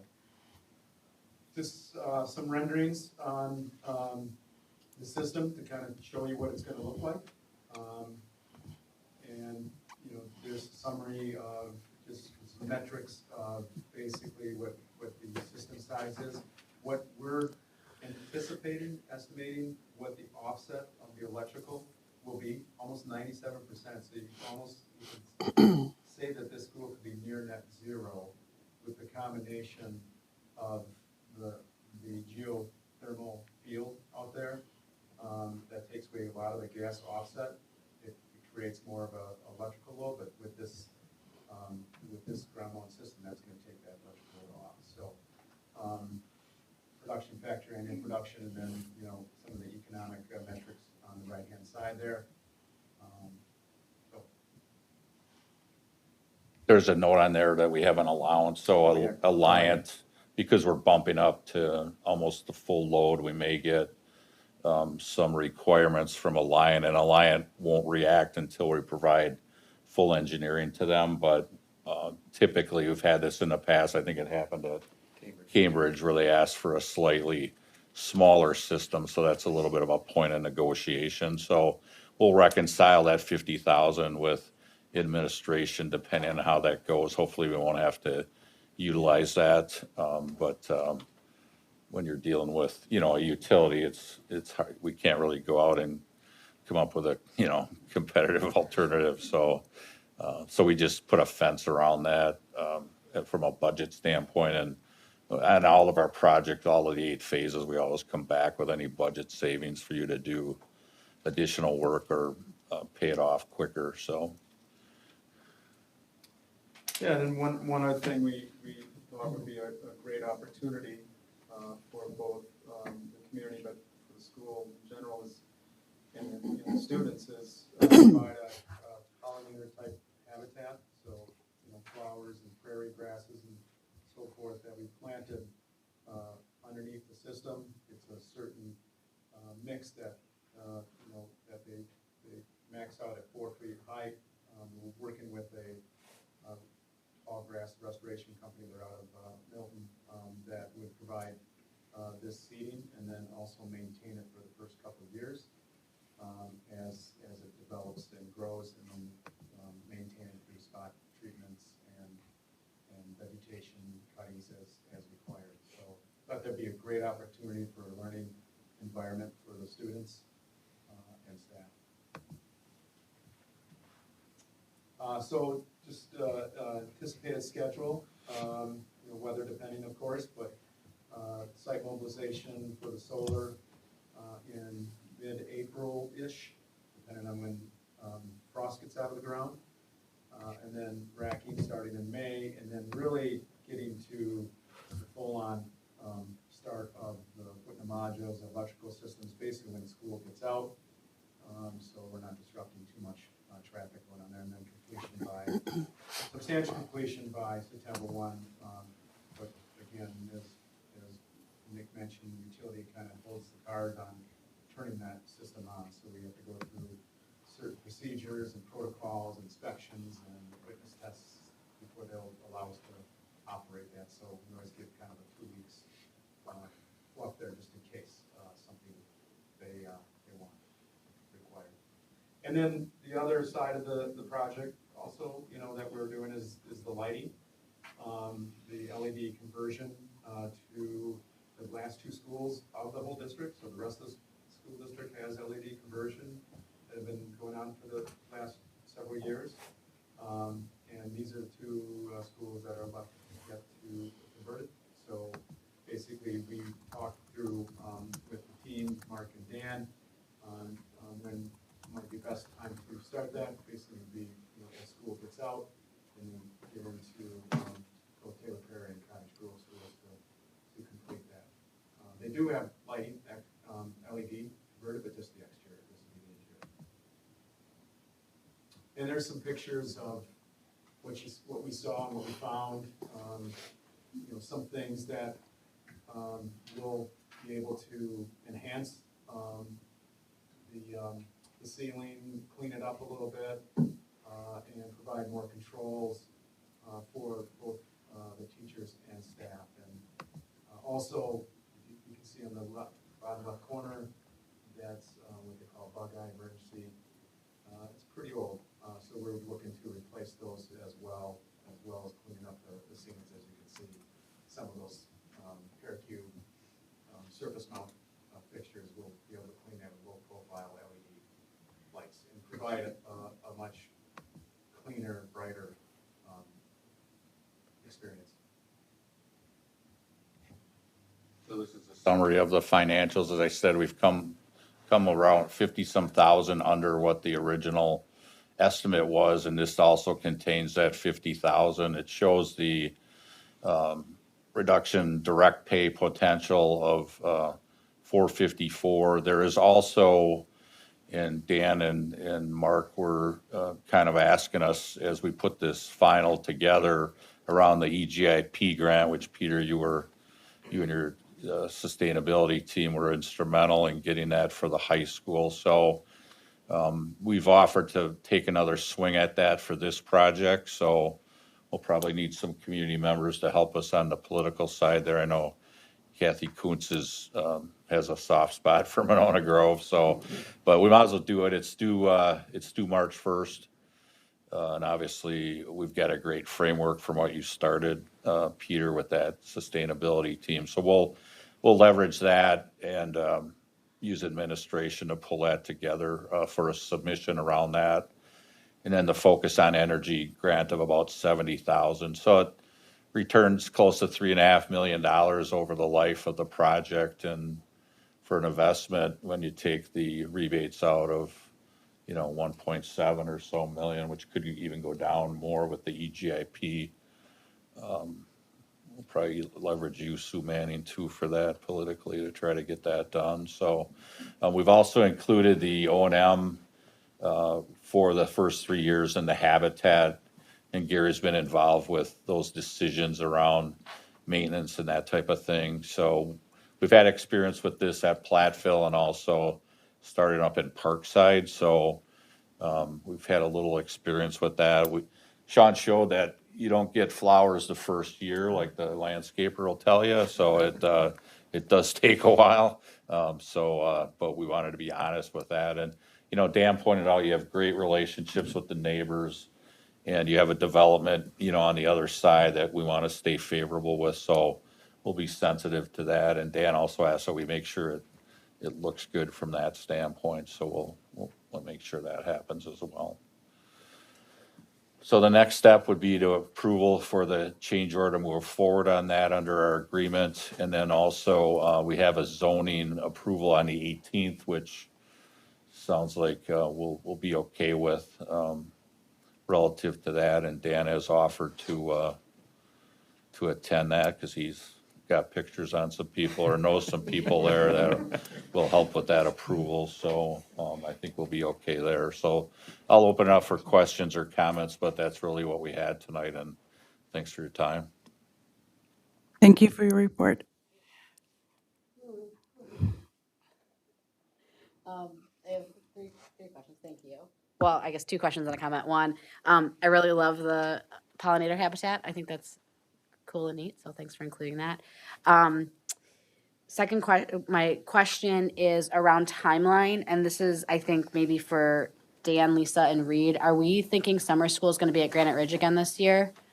And are we concerned about the construction over summer school time?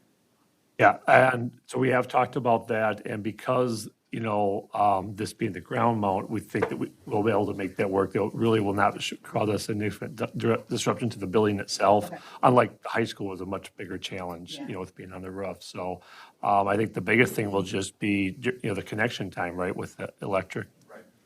Yeah, usually there's a 2 to 4, sometimes 4 to 6 window. You shut the building down, but we've done this throughout many school districts that we put solar. Work with the facility, work with Gary, work with Nick and others with that building to make sure it's minimized. We can do it 4 to 6 Hours. Yeah. Yeah. That area Yeah. on time. Right. Yeah. Um, So just try to manage that around the instructional time for summer school. And there is a generator there too, so. Okay. We need to tap into that generator, or we bring in a temporary generator, so, very sensitive to that. Okay. Last question, this is just a curious question about the trees that you have to plant. Is that like for the aesthetics? Because they don't want like the big black fence? Is that the logic there? Yeah, there was one member that would want conditionally approved to have, to approve the project, but to have plantings that screens from the road, because there are a couple of Yeah. neighbors there on the west side. Yep. So they asked that we work with the planning staff there to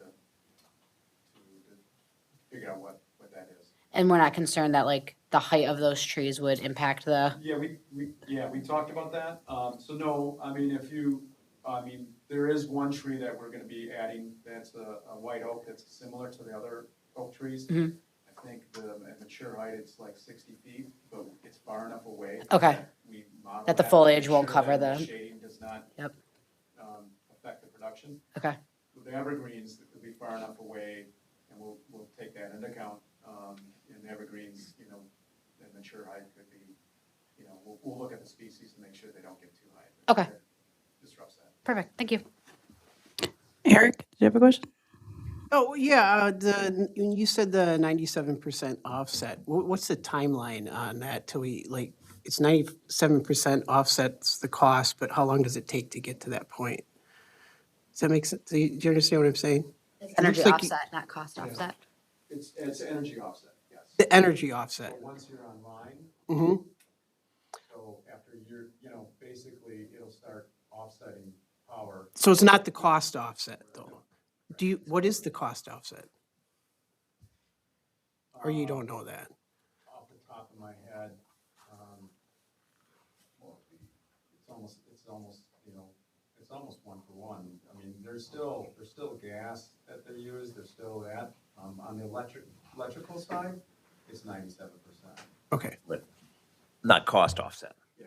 So the problem is, so if we're not using a kilowatt hour from the Alliant, we don't pay for it. And then the offset's 1-to-1. However, if our production exceeds, at the time of day, if the production exceeds what the building is using, then it goes back onto the grid. We don't get paid 1-for-1 what we buy from the grid when we do that. Do you know what the reimbursement rate is for that? It's 3 to 4 cents. 3 to 4 cents versus 3 to 4 cents per kilowatt hour. kilowatt. Okay. Versus, so if we're selling it back, it's 3 to 4 cents per kilowatt hour versus what we're paying, not counting the demand charge, is, anybody know what it is? It's like 8 or 9. 9 cents, right. So, and that, right, so we don't get paid what we buy it for. And so that affects the finances. And the problem is, you know, the solar production doesn't exactly match not even close, doesn't match the building's Yeah. time of use. And what will happen if we're doing a 97% offset? That means in the middle of the day, we're probably close to doubling the building's usage, right? And at nighttime, of course, we're using purely off the grid. The important question is, what does the cash flow look like? What's the utility savings and versus the financing costs? Which I don't think I see that there. Page 11.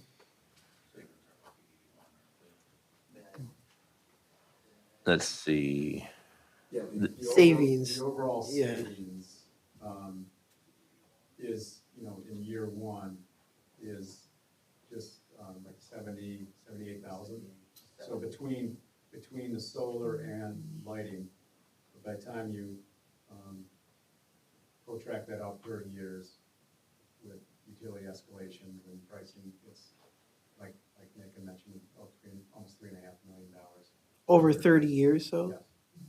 Yes. Can I ask where, I don't know who would be the expert here, in 30 years, what the technology might look like in solar energy? That sounds like a Peter question there. I don't know.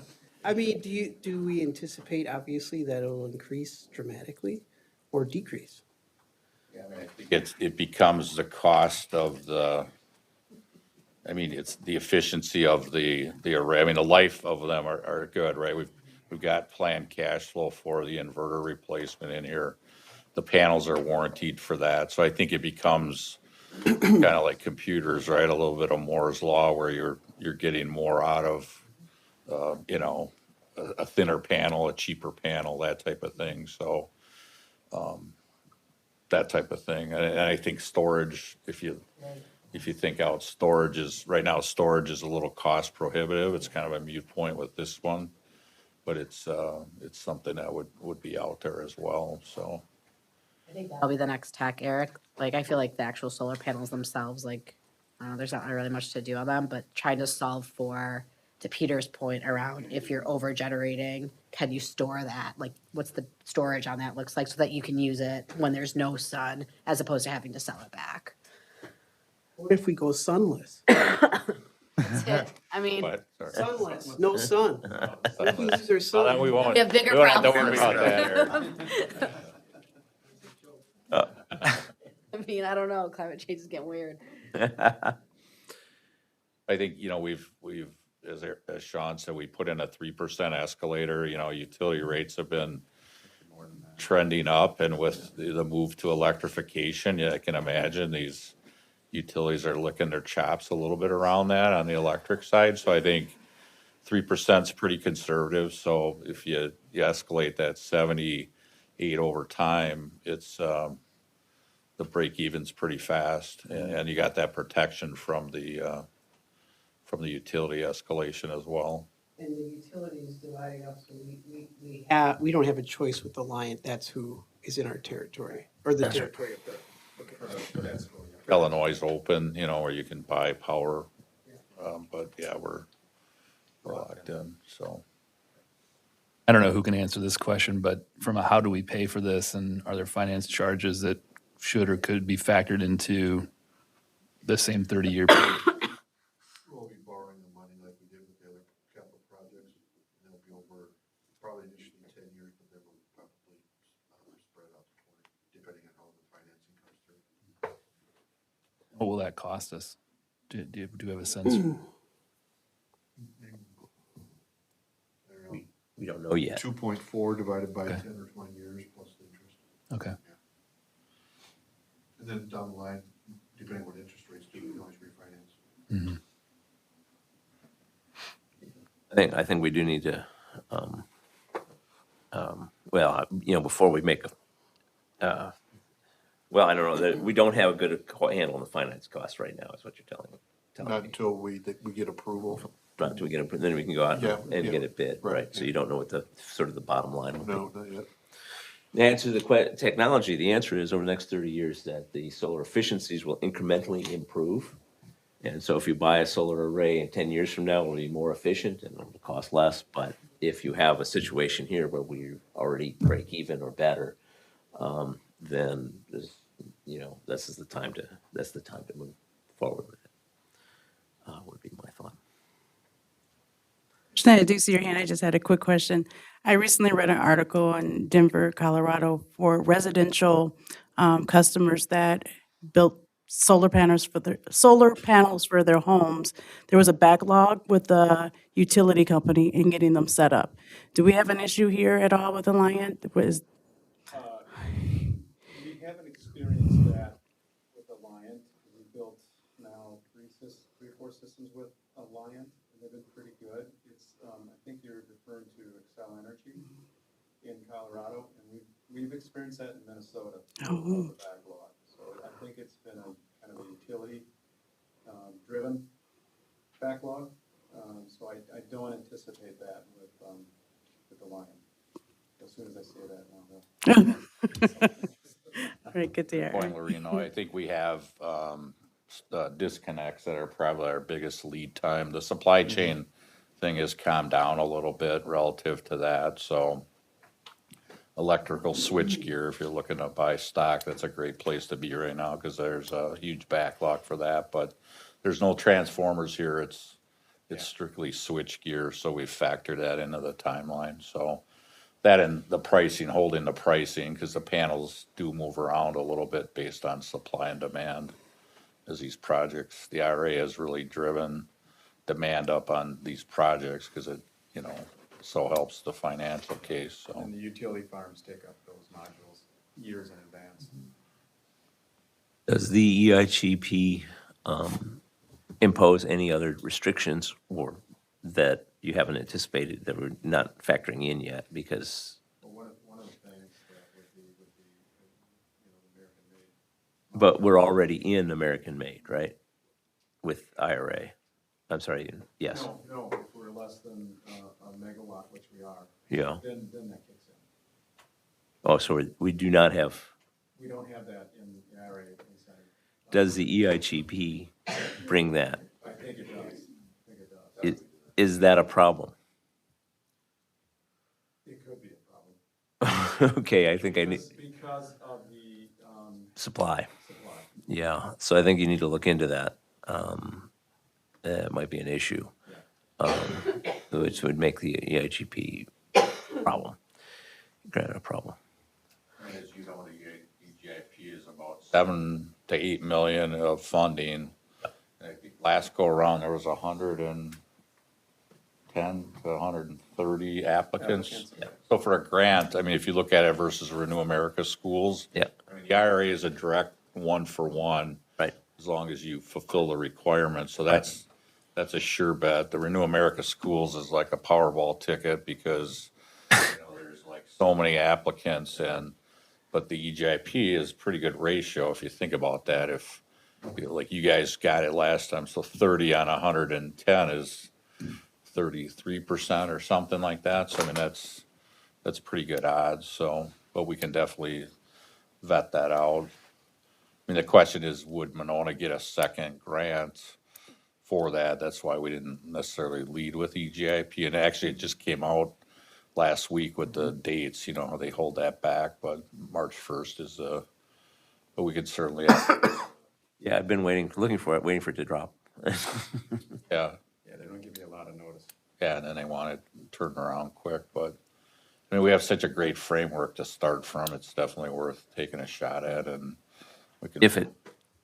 If the Buy America Yeah, we'll work. restrictions don't create a problem for you, right? And it just, I don't know, as a supply. The EIGP is funded from ARA, not IRA money, and the ARA, which was passed in 2009, 2010, has these Buy American restrictions in it, which may play with the supply chain issue here, so, and the costs, so we may have to look at that before we. We actually have gotten some waivers on some DOE projects around that, so there may be a play for that, so. Peter, actually, Krishna was before you, so Yeah, thank you so much. I do actually have a lot of comments on this, but first a few questions. So so far as I understand, do we know if this project is cash flow positive or not? Yeah, over the term it is, yeah. Okay, good. Okay, that was definitely one point I wanted to confirm because I know there are a lot of students, especially at my school, when they heard about the solar array project, for some reason they thought that we wouldn't turn a profit till like 9 or 10 years. How they came to that conclusion, I have no clue. But thank you for confirming that. The next thing actually was kind of just discussed now, the whole Made in America permit. I recall with the high school, was it that we got our solar panels supplied by Hanwha Q cells? Okay, so we don't know if that will be the same case with this project. Yeah, this project we looked at JA Solar. Okay. Okay, thank you so much on that. And then finally, this is the question that I don't know if we have a calculation for yet.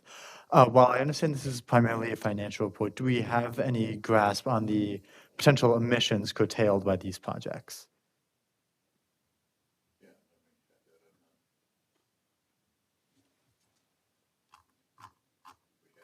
That's the high school. Yeah, that's high school. We can certainly. Yeah, we could calculate provide that, so. Yeah, yep. I don't have that off the top of my head, but we can certainly provide that. EPA.gov, you go to that calculator and that can provide the carbon emission reduction based on, the solar production. Okay, yeah, sounds good. I appreciate that. But as far as comments go, I just wanted to briefly I want to tell you that I had the opportunity to share the proposal from last month's meeting with several students and local county officials. There's a climate conference every year that I've played a role in facilitating, administrating. Kathy Kuntz is one of the leaders of that project. I've known her for several years. And she, and as well as hundreds of other students, was just so on board with the projects that you have proposed. And I personally support it 100%, especially with my background with the high school's climate project. I actually had the opportunity to talk with Kathy Kuntz on, of all things, a physics project last year that was concerning a solar array. And she did say that when it comes to projects like these, especially now with the IRA incentives, which she has played a fundamental role in advertising around the county, there are many reasons for people of all backgrounds, be it environmental or financial in particular, to see a win in these initiatives. And to that regard, that's why I'm so thrilled to see all of this development occurring within my high school career across our district, because it proves that fundamental principle of sustainability, that not only is it good from an environmental standpoint, of course, but simply from a financial imperative, it's in our best interest. And the reason why I bring that up is because that's a perspective that I believe not a lot of our students grasp as of yet. And that's why I think it's so critical that we move forward with this and continue to expand its impact and educate our student body on the effects of these programs.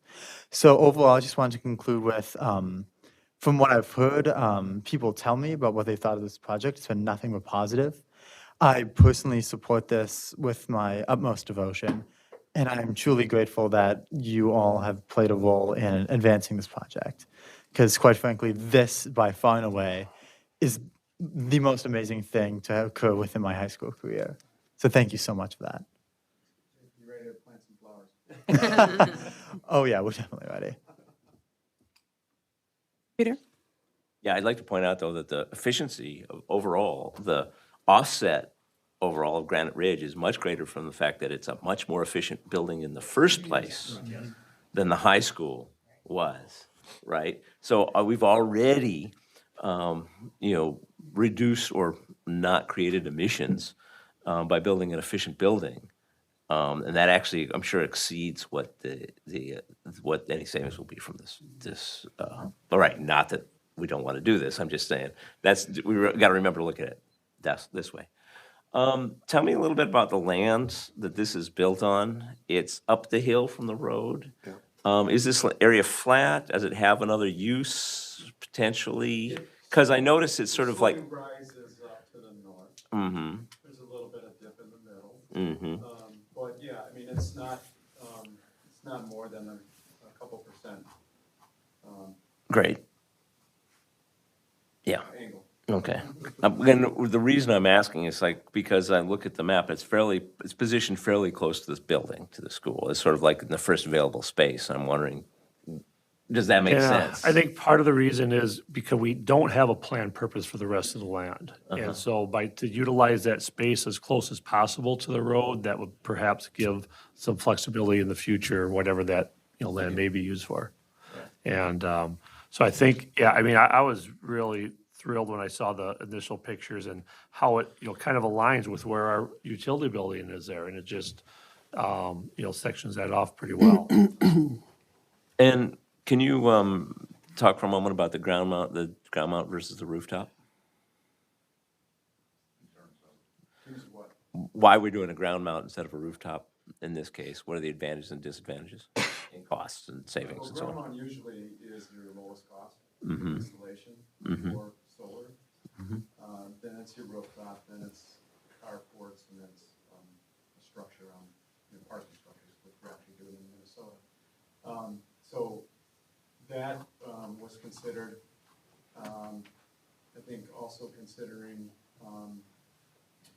the chance to have a pollinator habitat and a learning environment for the community and for the school. Basically go up there and look at it, touch it, feel it. Don't want to have students going up on the roof too much. That's kind of a safety hazard as well. But I think because you have the real estate to do that, I think that's a good cause to have that. It's larger than the roof could provide as well, so it's a bigger offset with this solution. Yeah, that's a good point there. Nick, that you're able to, I think we first looked at the roof, it was 300 kW. This one's, substantially larger. Well, I think as you work through some warranty issues on that roof too, we didn't want to confuse that issue, so as you work through that, so. If we could go back to the high school, I'm sorry, can I continue? One more. Can you explain the estimated production expected, normalized, and guaranteed numbers? So, yeah, I can't even read it myself here. Over your shoulder. Yeah. Maybe you can read that one a little easier. Yeah, a little bit. So the guaranteed production and the normalized production, so normalized basically on what the weather, that we saw weather last year, the past year, is providing that bar chart where, the guaranteed production and the normalized production, and as you see, as we work through some kinks, as we mentioned here with some of the downtime that we're able to, as powered up, and running efficiently, that we're able to get to that guaranteed production with the normalized production. So now we're exceeding, in some cases, there in the fall, and we have more sunny days, and we're able to provide that and guarantee that. So that's the normalized production versus the guaranteed. There's also availability as shown there, and then with the weather ratio. Which of those is the actual production? The guaranteed production. Guaranteed production, and that was the actual production? Okay. I think another way to look at it is we had a 10% under production based on startup and, I won't blame the lacrosse guy again, but, just some inverter communication, that type of thing. I think normal kinks. So we're expecting that number to be much better in the next couple months. This will also be up on the Reveal dashboard here in the next 30 days. So it'll be more easily trackable there as well. So, from that standpoint. Is the production factor calculated on the AC or the DC? On the AC. Okay. So right now, so our actual production factor is,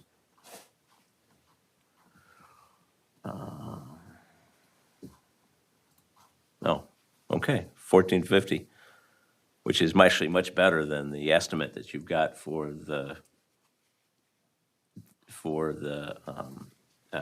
glacial drumlin. You're estimating a production factor of 1339, and we're actually achieving on the high school 1450. So we've exceeded that. I wanted to compare those numbers now that I understand them. The answer is we're doing better than we estimated. What we're doing here is we're doing better than what we estimated, and there's an estimate for this ground mount array, how much energy it's going to produce, and there's something called the production factor, and they're estimating at 1339, and right now the high school is achieving 1450, so it's better than that. I wanted for a reality check to compare those numbers. So thank you. Susan? I'd like to move approval of the solar and lighting energy efficiency capital maintenance projects as presented. Second. Any further discussion? Yeah, I just have one quick question. Krishna? So just to get your advice and also to hear from the board, I want to quickly ask two questions. One, do we have any plans for educating students, especially elementary, on the benefits of such an array or such lighting projects? And the second thing I want to hit was, for the aforementioned physics project that I was working on that I reached out to Kathy Kuntz, it was about a solar array in Madison. And one of the biggest benefits that they didn't expect but yet ended up occurring was that due to the reduction of pesticides by transferring the use of that field from a farm to a solar array, it had innumerable impacts on our local watershed. Do we have any way to calculate or measure the effects that we would have from switching this field from a farm to a pollinator habitat as well as a solar array? I'm sure we can take a look at that and calculate that. I'm sure it's achievable. I mean, we're looking at about 2 acres of an overall, I think, 20 acres of that site, so we can calculate that ratio. Yeah, thank you so much. I really appreciate all that you've done, and I really look forward to this. So, thanks. The vote, Rochelle? Aye. Susan? Elizabeth? Aye. Eric? Aye. Peter? Aye. Lorraine? Aye. Ayes have it. Motion is carried. Oh, Philip, sorry. I'm so sorry. Philip. Okay, motion is carried. Thank you. Thank you. So much. Always.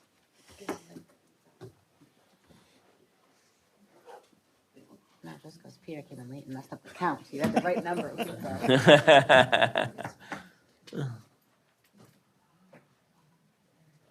Thank you again for your report. All right, next is the resolution authorizing consent to assignment of investment advisory agreement of the Wisconsin OPEP Trust. next two are tied together. We currently, BMO Harris is the trustee for our OPEB trust, which is our post-employment benefits for staff, and they're getting out of the trust business. So we have, the consortium needed to pick a new trustee, which is the Midwest Institutional Trust Company. So that needs to be officially voted on because the board approved the initial trust to be set up. And in conjunction with that, then PMA is the investment advisor, and they will continue to be an investment advisor, but they're getting bought out, so we have to officially change the name in the resolution or on the trust to TA Associates Management. And this has all been vetted by legal counsel, and so it's kind of a perfunctory, whatever the word is, process to go through to update the names, basically, is what it is. There's no changes to the investments, there's no changes to the structure, it's just updating names. Okay, thank you, Mark. Can I have a motion, please? I move approval of the resolution authorizing consent to assignment of investment advisory agreement of the Wisconsin OPEB Trust as presented. Any further discussion? Okay, let's move to vote. Rochelle? Aye. Susan? Elizabeth? Aye. Philip? Eric? Aye. Peter? Lorene? Ayes have it. Aye. Ayes have it. Motion is carried. All right, next is the resolution authorizing the appointment of successor trustee and custodian for the Wisconsin OPEP Trust. I move approval of the resolution as presented. Any further discussion?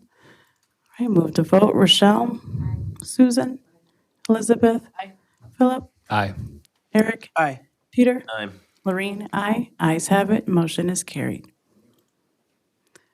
All right, next is the 2024-2025 school calendar. Okay, so the proposed calendar before you tonight is largely a status quo calendar, nothing substantive as far as a change from previous years. It always adjusts by a couple days depending on where the calendar lies and holidays and so on. But Lisa Hype coordinates this for us. Her memo explained the process we went through, which is identical to what we've done for several years now. So if you have any questions, our team can answer them for you, but we're looking for approval of the calendar this evening. Can I have a motion, please? I move approval of the 2024-2025 school calendar. Second. All right, any further discussion? Okay, move to vote. Rochelle? Aye. Susan? Elizabeth? Philip? Aye. Eric? Aye. Peter? Lorene? Aye. Ayes have it. Motion is carried. All right, next is the new middle school course proposals for 2024-2025 school year. Okay, so the new course is being proposed. I think the document explains those. I apologize, the hyperlinks weren't active earlier. Found that out, and so now there is, if you click on those, a little bit more detail about the course descriptions and so on. But again, the idea of providing more opportunities, for our students. So if you have any specific questions, Principal Langer is here as well as Lisa Hype. They worked on those together with their teachers. Can I have a motion, please?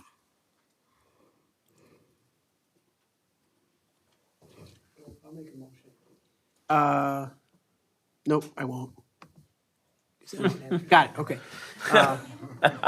Move approval of the new Geez, middle school Eric. course proposals for the 2023-2024 school year as presented. Although, wait, it's wrong year on the recommendation. Let me do it again.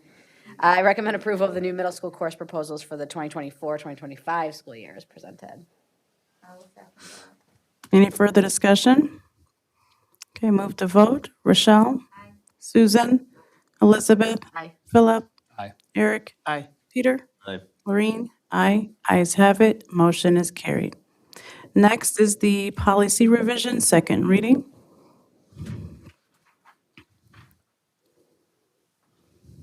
Dan, do you want to explain? Sure. Kind of what the evolution was and why we're back? Yep. Yeah, absolutely. And this is the second reading, and you might recall that there was, quite a lengthy discussion by the board at the previous meeting for this potential change. And as a reminder, our policy committee spent a lot of time on this and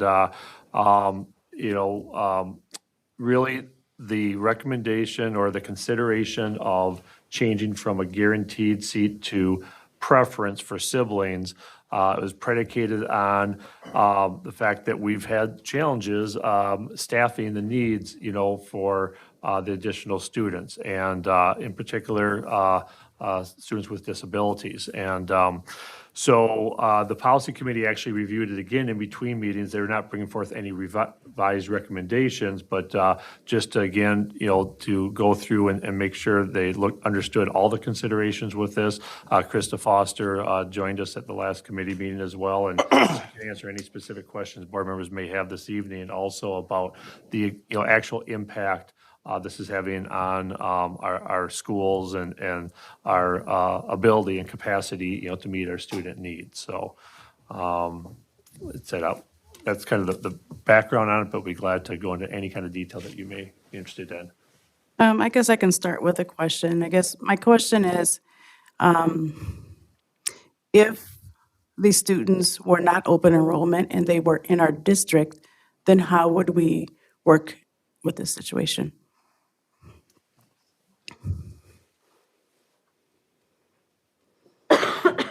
Yeah, I mean, I appreciate you asking that because that is part of the puzzle that we have to put together. If a resident student moves in and has a need for, whether it be special education or any type of services, we have to figure out a way to accommodate that need. Sometimes that means hiring additional staff because obviously we do our staffing plan in the spring. This year, for example, we did have a pretty significant number of resident students move in with IEPs, and that impacted our staffing. Like, I can talk a little bit about that, but our pretty large increase in SEA staffing. We've had a lot of transfer students with IEPs, and we make those accommodations as best we can. And when we brought this forward the last time, I think I mentioned the same thing. It's just, or to the committee, I guess, with open enrollment, it's just one thing that we have some level of control over. And when we sit, and we've traditionally had very minimal or no space available in special education, meaning that increased staffing would be necessary in order to accommodate a significant number of students. So like this year, for example, we have, and last year, since the pandemic, we have had to increase staffing in various areas of special education or related services mid-year, as well as a significant increase in FTE over the course of the past 3 years since the pandemic as well. I have some other questions. Demographic-wise, who is impacted most? I would like to know. Racially, do we know that information? Open enrollment. Yes, correct. That we would be denying, like, I think there's a few questions because we do deny many families who have students with IEPs if you don't have a sibling. So we have had to deny numerous families who have applied to open enroll because we haven't had space for students with disabilities. The numbers, it's hard to say demographically if there are any trends with those relatively small numbers of siblings that we, accept in a given year. So I'm not sure I can speak to whether or not there's been any significant trend. Nothing comes to mind as a noticeable trend in terms of demographic differences in those siblings that have been guaranteed spots. I think it's important information and that we should really revisit that. Also, another question I have is regarding staff. So is there a possibility that we can change the structure so that we can accommodate students or work with students? Have you looked at every possible way so Yeah. that our staff can feel supported and still, support our students with special needs? Absolutely, and I mean, the principals could speak to that as well, but that is what we're doing every day. As like, one week had multiple, 8 or 9 students move in, multiple students who had IEPs within that group. So then you take a look at what are our existing staff, how do we rearrange schedules, how do we make plans and accommodate? We have to be ready when those students enroll and to put services into place. So that's sort of a constant adjustment. I think the reason for the ask for the consideration of this is when we're opening up spaces we wouldn't have to open up and filling those. That's another stretch our staff have to make when they have to be ready to pivot at a moment's notice with resident move-ins, for example. That's just one more level of unpredictability within special education. We staff as best we can in the spring. We make adjustments as needed in the summer. Typically, that's with SEAs. If we have students move in and we're at that capacity where we can stretch or be flexible or make it work in a different way with what we have. As you know, and has been our challenge, the more shifting and adding of staff we have to do, especially mid-year, the challenge is not that we're not willing to do it and haven't been felt supported to do that. I think we felt very supported in terms of our requests for additional staffing in some cases. But as we know, the current state of affairs is that there is a shortage of staffing in special education, related services, student services, special education assistants. And so even if sometimes we've had permission to hire, the timeline from posting to actually getting someone in the building, if that's what's required, if there is no more, we're obviously adjusting and accommodating every day, is significant. For example, we had an opening at Cottage Grove School, very end of August, near the first day of school. I think Jesse and I just confirmed that hire a couple of weeks ago, and then the person started this week, and that was with what I consider to be probably our best effort in terms of recruitment and hiring and interviewing any candidate who expressed any interest in that position. So it's sort of just the state of staffing and what we're looking at, and, you know, the availability of folks to be able to recruit as well as part of the issue. Just a point of clarification, you said is we staff as well as who is a part of that process? So let me clarify. You indicated that you were looking at different ways of supporting students.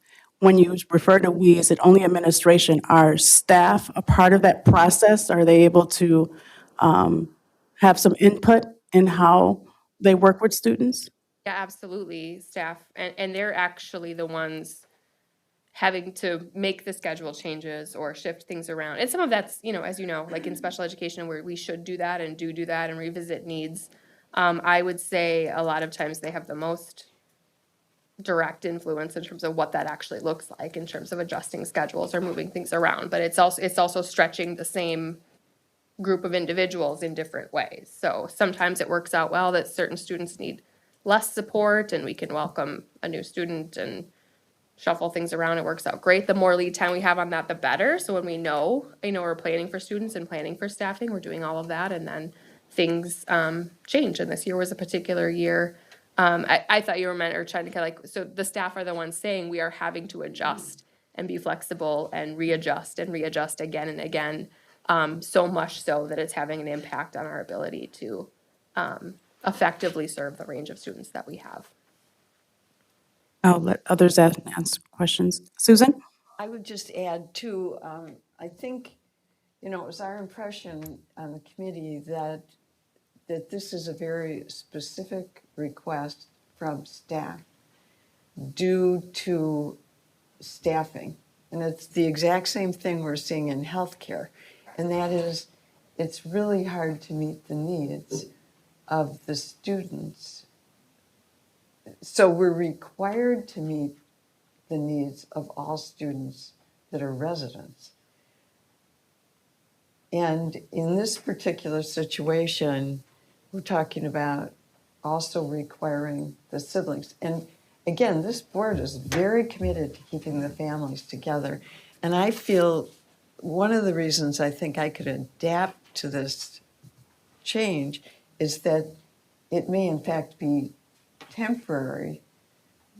Again, Krista can come back next year and say, I just want to let you know, we've stabilized staff, so if you need to reconsider changing this and going back, we could accommodate that based on the numbers. We're looking at some inability to meet the needs of the students we're statutorily required to meet the needs of by this particular policy at this time. Yes, and if I can mention, it's a bit of a cumulative effect, right? So kind of looking at the numbers, it is about 11% of our current students with disabilities are students who attend under open enrollment. And in the past, up until this point, we've just been able to accommodate a need, or if a student's been attending, sometimes those referrals come after they're present. Sometimes students have gotten in with open enrollment with regards to disability. So I think that's just also part of it, is that it's not a large number of students every year. I think the other thing I mentioned too, with our special education assistant staffing, it's not, I'll miscommunicate, we're not having a massive shortage, but we're having a persistent, small number of openings across the board. I think we have at least 3, pending some current hires, at least 3 vacancies sort of at this moment that have been persistent. And, when open enrollment students move in and we have to hire additional staff, like, it adds to the overall number that we have to provide. And so we've not, with maybe the exception of a short window last year of a couple of weeks, it's just been nice to be able to add staff, and really tricky to be able to recruit and retain and maintain that staffing level. And so from the staff perspective, they see it, this is something that we have control over. That's a decision that we make as a board, that prior to the pandemic, as a community, we were able to accommodate and be very, that's been a nice thing we've been able to do, is to guarantee those sibling spots. But we're not immune to the challenges that every other district is facing in terms of staffing and special education. And when we say we have no space, it means that things have to get challenging in order to make that, like what you're asking, like we make the space, like we make it work. It just means more stretching our staff further than they already are. Well, I would add, Krista, that our program is highly respected. And there are significant numbers of communities that would be very Correct. interested in having their children in that program, because it's so well respected. Yes, we do. We are aware that it is there a desire to attend, and perhaps if, receive special education service, even a higher desire to attend here. And we appreciate that. And our resident percentage of students with disabilities has increased as well. I mean, again, similar to other districts, we're paying close attention to that, but we are up closer to 10%, no longer 7 to 8% students with disabilities either. So this is not a unique to open enrollment scenario at all. It's just one of the very few variables we have control over as a district, to say that we can be either over accommodating or be consistent with districts in the area who do not have those guarantees for siblings or space for students with disabilities. I wanted to make sure I let other board members, I have some additional questions. So I know one of the issues that we've kind of shared in the recent past is training. So I know that we need more training for our staff, especially our special education staff. Is that a component that affects us as well? I think training and coaching and support, when you're adding to the staff overall, it just makes that a bit more challenging. So even with our SEAs, for example, going from, a 20 plus, 25 plus increase in just physical numbers of people to over, several years since like 2017, 18. That's just a much larger group of people who are coming with a variety of backgrounds. So the training need has increased, yes. And it's internally, I think we've got a lot of ideas and structure, if the time isn't spent on recruitment and hiring, the time can be spent on retention and training and coaching and support. And so I think that's work that we're engaging in and want to engage in even more, is that retention piece and onboarding. We know that coaching and training and support is a huge part of that. When you're shifting and adjusting beyond sort of that typical hiring season, that challenge, we've made some changes in our schedule, added more PD days for our SEA staff specifically, for example, and even, that we know that time is limited for training for all of our staff, but I don't know that training it's a part always of continuous improvement in special education. I'm not sure it addresses like the capacity issue of continuing to add more students. I think I was kind of adamant last time, and I'm still at that same vote, that I'm a no vote. One, because I do think it's impacting marginalized families. I think it's impacting students of color, because we have higher numbers of students of color in special education. And I would like to hear from staff, directly hearing some of the issues, and that there is no other possible way that we can work with students. And that's my viewpoint. Yes. It still feels like it would be helpful to defer a final decision. There was some issue about the open enrollment dates and having to make a decision by a particular date. Right. So the open enrollment window begins February 1st. And so any revisions to the open enrollment policy must be made by the end of January. So that when the window opens, everyone knows what I think what's happened here is that we've gotten into a time zone here because we had so much information about so many things in this particular meeting. That's one of the struggles of meeting once a month. That, I mean, again, the level of this discussion, and again, Lorraine's questions are excellent. We actually had most of that in the committee, but I think if the board still has any questions about it, then we need to make sure that that's brought forward to the board. That's why we brought it last month, to begin the discussion. Elizabeth? Yeah, I appreciate that, Susan. I don't have any additional questions. I think I appreciate and understand all the things that you're saying, Krista, and I don't disagree with any of them. And functionally, to me, this policy change discriminates against individuals with disabilities, and it's a line I can't and won't cross. And no amount of new information or data will change that. So to me, I'd rather vote today, be clear on what our policy is, whether it's a policy change or not. We can always think about it, readdress it, either way. But I think it's not fundamentally fair to Krista and her staff and families that are preparing for open enrollment if we're like 11th hour coming in with a significant policy change.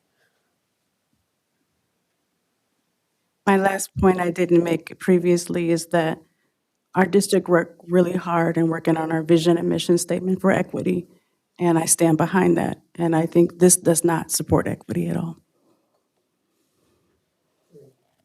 Eric? I move approval of the amendments to PO 5113 open enrollment as presented. I'll second that. Any further discussion? I agree with Elizabeth, and I think the students in our district have to come first. That's why we're here. That's why we're elected. And, it's unfortunate, but this is what I think that we're obligated to do. And we'd be doing a disservice to the students in the district that have disabilities if we don't do this, so. My response to that, Eric, is that our students that are in open enrollment are our students as well. Right, but we're not talking about the students that are open enrolled right now. We're talking about students that haven't come into our district yet. Correct. We're talking about siblings. So if we have one student in, that's a student of our district, and that family is a part of MG, is my belief. Peter? I believe it's an equity issue as stated, but it actually cuts the other way, which is that it's hugely expensive to service students who are coming into our district with disabilities, and that is inequitable to the students that we have. It's, like I said, it takes $2,000. The state underfunding of students with disabilities takes $2,000 out of the budget for every student we have. That's the state underfunding. So we're underfunding the education. It's $2,000 we don't have to educate the students without disabilities. That's for every student because the state underfunding already. And if we accept more, and I realize, the system is broken, But if we accept more students, that increases the amount of money we don't have for our students within our district, disabled and non-disabled. And that's an equity issue to me. We are taking money out of our ability, taking money away from our ability to provide an education to our students. That's an equity issue. It's unfair that we have to be in this situation, but that's an equity issue. Correct in that we're talking about siblings specifically, not individuals with disabilities on the whole. And so the argument around our students or not our students is a little bit gray because you already have folks that we self-identify them as our students, right? They're our families, they're engaging with us. And so what you're saying is, you're here, you're good, you're our family, but you know what? This one sliver of your population or your family member is not. Like it's an othering of a family unit, and that to me is the problem, Peter. I'm willing to make this I think we should then make it retroactive to current students. So you're gonna kick out a bunch of students with No. To students, if they're siblings of current students are fine.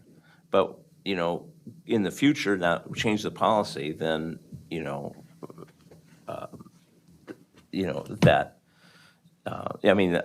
a student that's enrolled today, this wouldn't apply to their siblings. But in the future, we want to be able to maintain control of our budget so that we have money to educate the district students the way we're supposed to. But I don't know that solves Krista's problem. I guess I'll just say it's not necessarily just my problem. I mean, I think there's Sorry, I didn't mean to so say- families are aware that this is an option, right? So there might be space in one grade level, and I happen to have a family member who can get that spot for that grade level, and then this year they attend, become part of MG, then the rest of the family follows the following year. And I guess that's when we made this decision, I think we're all on board with that's great. We want to have that opportunity to serve a full family, and we can always make it work and make it fit with our class size goal. I guess it's yes, special education is the huge cost factor and stretch factor, but it's also when we have limited space, it does stretch other things like class size goals and course selection and things like that as well. And I guess just wanted to be clear that it's often not students who, have been here for and then it's just a younger sibling coming in. It's students of all ages and in all spaces and in all, it's a way to enter the district, and that's a pathway we put out there for families. And at the time, we felt good about that, and we have made it work. And again, we've got 11% of our population of students with disabilities are open enrolled students that we've just accommodated and made work over time, right?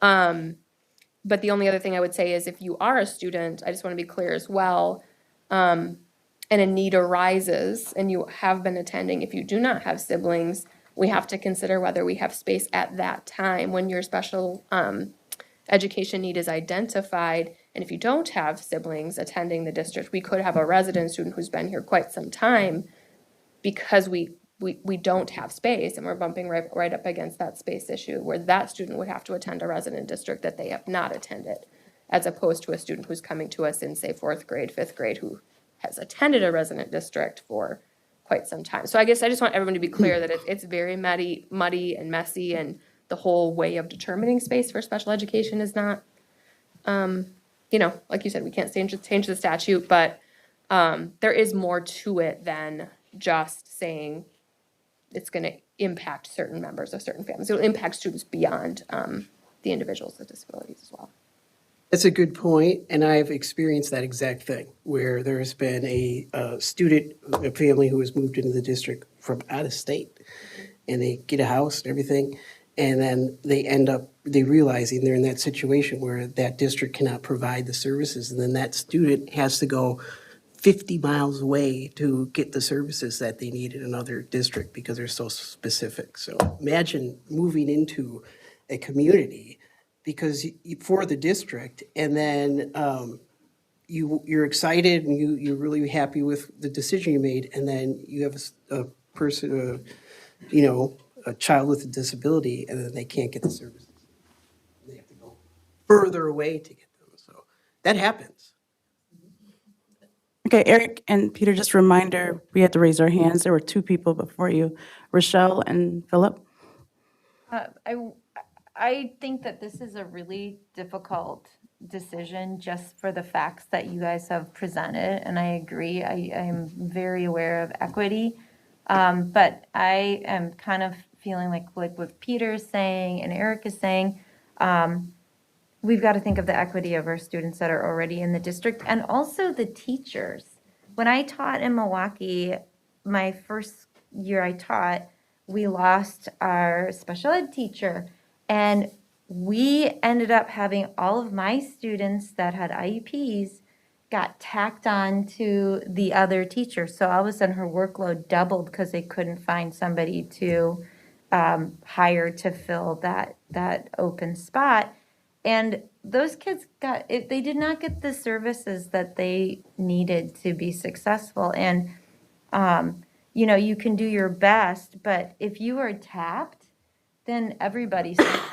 So I don't know if we're doing those families a service by saying, sure, you're in our district and your siblings are welcome to come in, but if we're stretched really thin, they may not get as good of services as they could in their home district if they already have a setup to be able to provide for their students.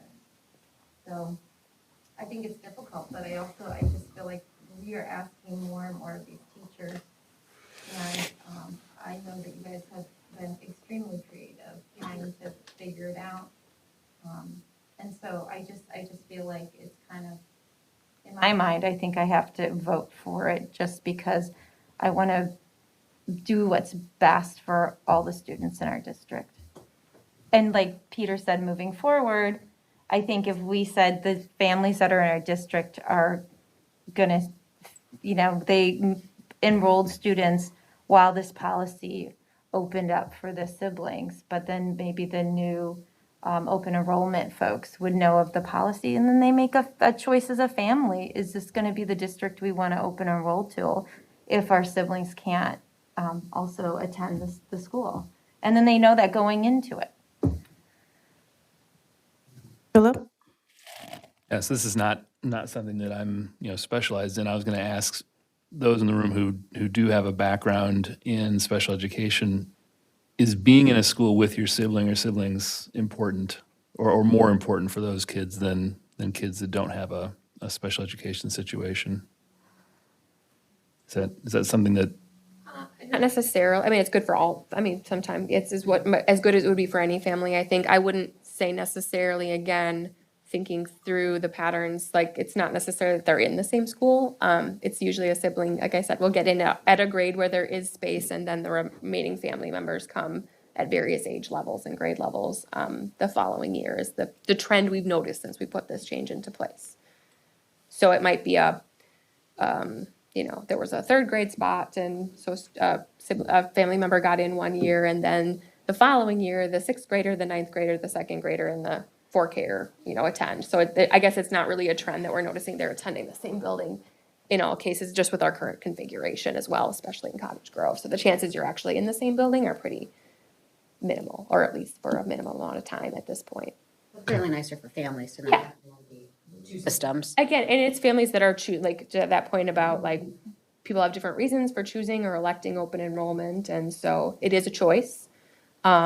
And I would just reiterate that the sibling guarantee is very unique to us as a district, and we totally respect and understand why we would want to do that when we have the capacity to do it. And I think it's just finally time that we're talking about like we really do have a capacity issue. And this is, again, just one of the very few things that are controllable or optional in the world of special education, where someone can move in tomorrow and you have to revamp the whole system and post a new position and just, make space for a student and welcome them. So we just want to be able to do that as best we can with the most amount of predictability we can, which is not ever going to be 100%. Susan? Dan, I just want to reconfirm. Basically, that was our impression as a policy committee, and reconfirmed to the board that the request basically has come from staff and administration for this change in policy because of the present capacity and staff. That is correct.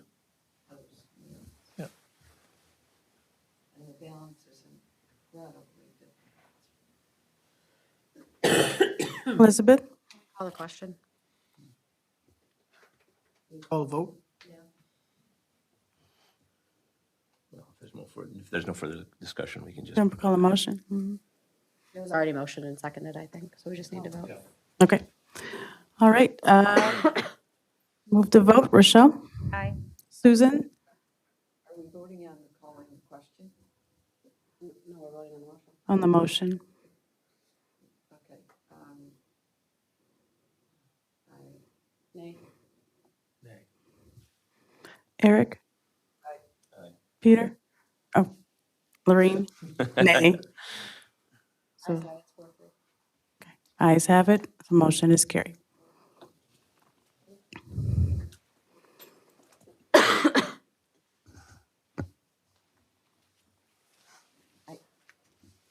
Lorraine, I would also like to add that this change can come back to policy at any time if circumstances change within the district, or at least staffing and administration. Peter? Or if conditions change in the way Wisconsin schools are financed.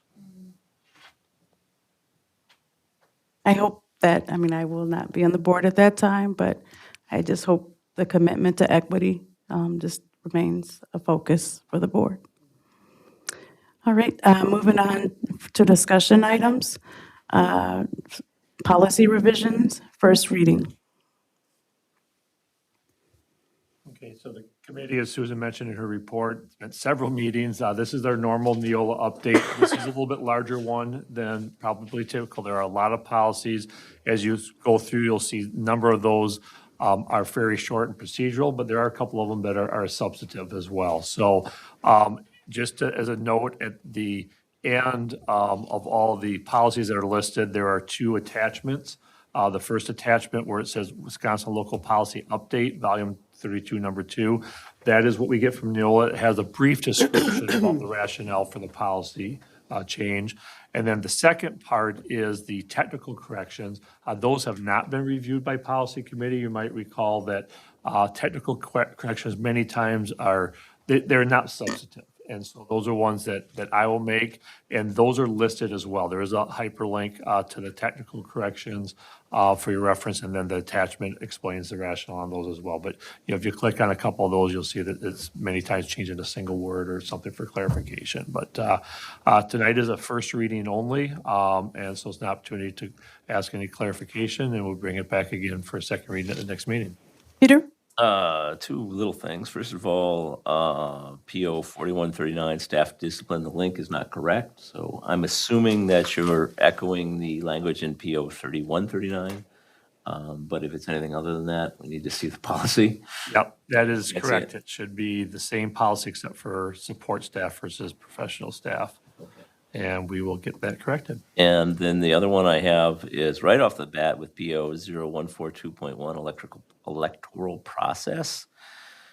It starts off with any qualified elector desiring an election to the board must file a declaration of candidacy with the board clerk using forms provided by the district. I've never done that. I always download the forms from the state website. Well, they link and to that. so- Link it and fill it out and turn it in, rather than having to come by the office during hours and collect them. So I would suggest that we revise that and remove that, using forms provided by the district, because it would be a really bizarre way to disqualify somebody. But saying, well, provided by the district could be, it doesn't have to be in person. Yeah, they were available on the website. They're available on the website. The fillable forms? Or A link to or- everything is. to all the forms are available for download. Okay, well, that's fine, because then you couldn't tell. Okay. Yeah, I guess my take on it is you could say, or using the forms that, because we don't make them up, right? They There's come only from one the state. form you can Yeah. use. It should say using Wisconsin State Form X, whatever it is, 169-1. That's what it should say. Fine point of clarity to bring back to policy, Susan. Yeah, we can just take that back. Remember, any revisions or any comments are required to be in writing.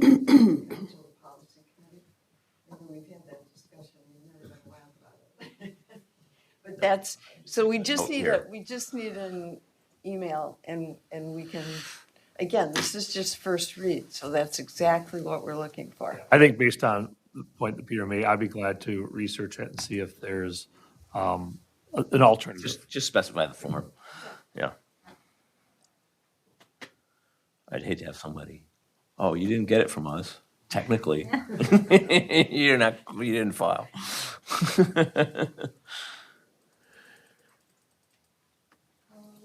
Any other questions about policies? I do. For policy, the new AI policy, volume 32, number 2, 7540.08. Assuming this is a new one for a lot of districts. Also one where we obviously don't know anything about what this would happen with this. Are we assuming that there's going to be some reason some student might use AI and be expelled? I'm just curious, like in what world, what could they do with AI that would cause expulsion?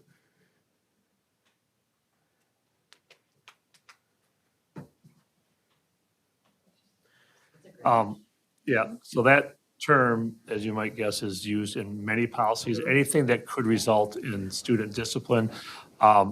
In my world, would I ever bring forth, can I imagine a situation? Yeah. No. But any student discipline issue, those are the alternatives. Okay, I just want to, that's why, so those are the same terms they're using for everything else? Yeah, yeah. Just implementing it. And I think the attorneys would say, by including that, you're placing us on notice. This is what's good. I can definitely think of things you could use AI for that would get you expelled. Yeah, Well, I can too. Yep. That's not a stretch at all. Well, that's kind of your field. No, I'm not even talking about high-tech stuff. I mean, yeah, it's already happening. Yeah.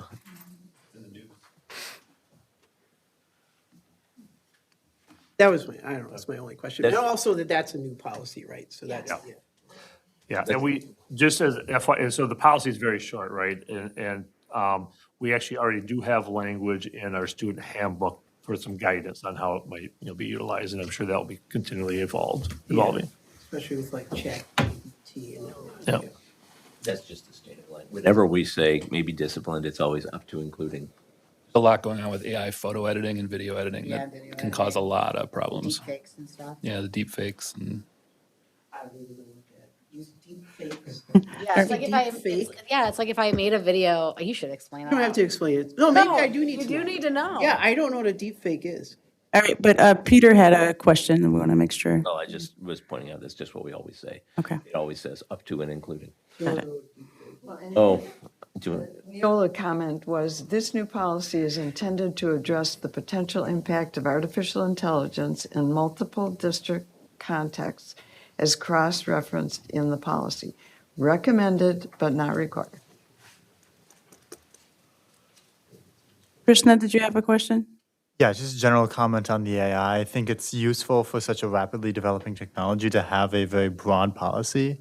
I mean, granted, yeah, might not happen in reality, but I think it's still very effective in ensuring that we have a standard operating procedure in those specific matters. So, oh yeah, and as far as a deepfake goes, I think Peter might have explained it well, but You didn't explain it, I didn't hear him. So. oh, all right, I'm just going to send you a link. No, I don't need any links. Don't anybody send me any links. Just explain it. basically, He is the best person to explain it. yeah, I know. Just like, anyways, you can follow my Instagram for more, but a deepfake is basically like, I could make a video of you, and then using that technology, I can make it seem like you were saying something that in reality you might not have ever said. So it uses like speech recognition technology as well as visual editing to basically make a video of something that never really happened. Like dub it a voice. Yeah, But super sophisticated dubbing. yeah. Yeah, that's what I'm saying. I'm gonna make a deep fake of you at a board meeting, talking about how I'm the best board member you've ever met. All right, so let's just move the board along. Future meeting dates. So our next upcoming one is December 20th? Well, I think Peter wasn't here, so maybe we could fill in on. Oh, okay. No, it is not fine. because We want to have a special meeting? Yes, So we were talking. at 5 o'clock. 6 o'clock. You're right, correct. Real or virtual? Real. And open or closed? Open. No, It has to be open. but it might be, we might have a closed item. It could potentially be closed because there might be one item. So Okay, we could have a closed one, okay. At 6. All right. Second. All right, all those in favor? Aye. Ayes have it, motion is carried. Meeting's adjourned. I apologize for my tardiness tonight. We were worried, actually. Yeah, me too. Krishna, I'm going to try Sorry. to follow you. Oh, okay. What's your last name? Hang on, I'll show you my accounts because I don't have my last name on there. Teenage sex. I understand exactly where this is from, but I just felt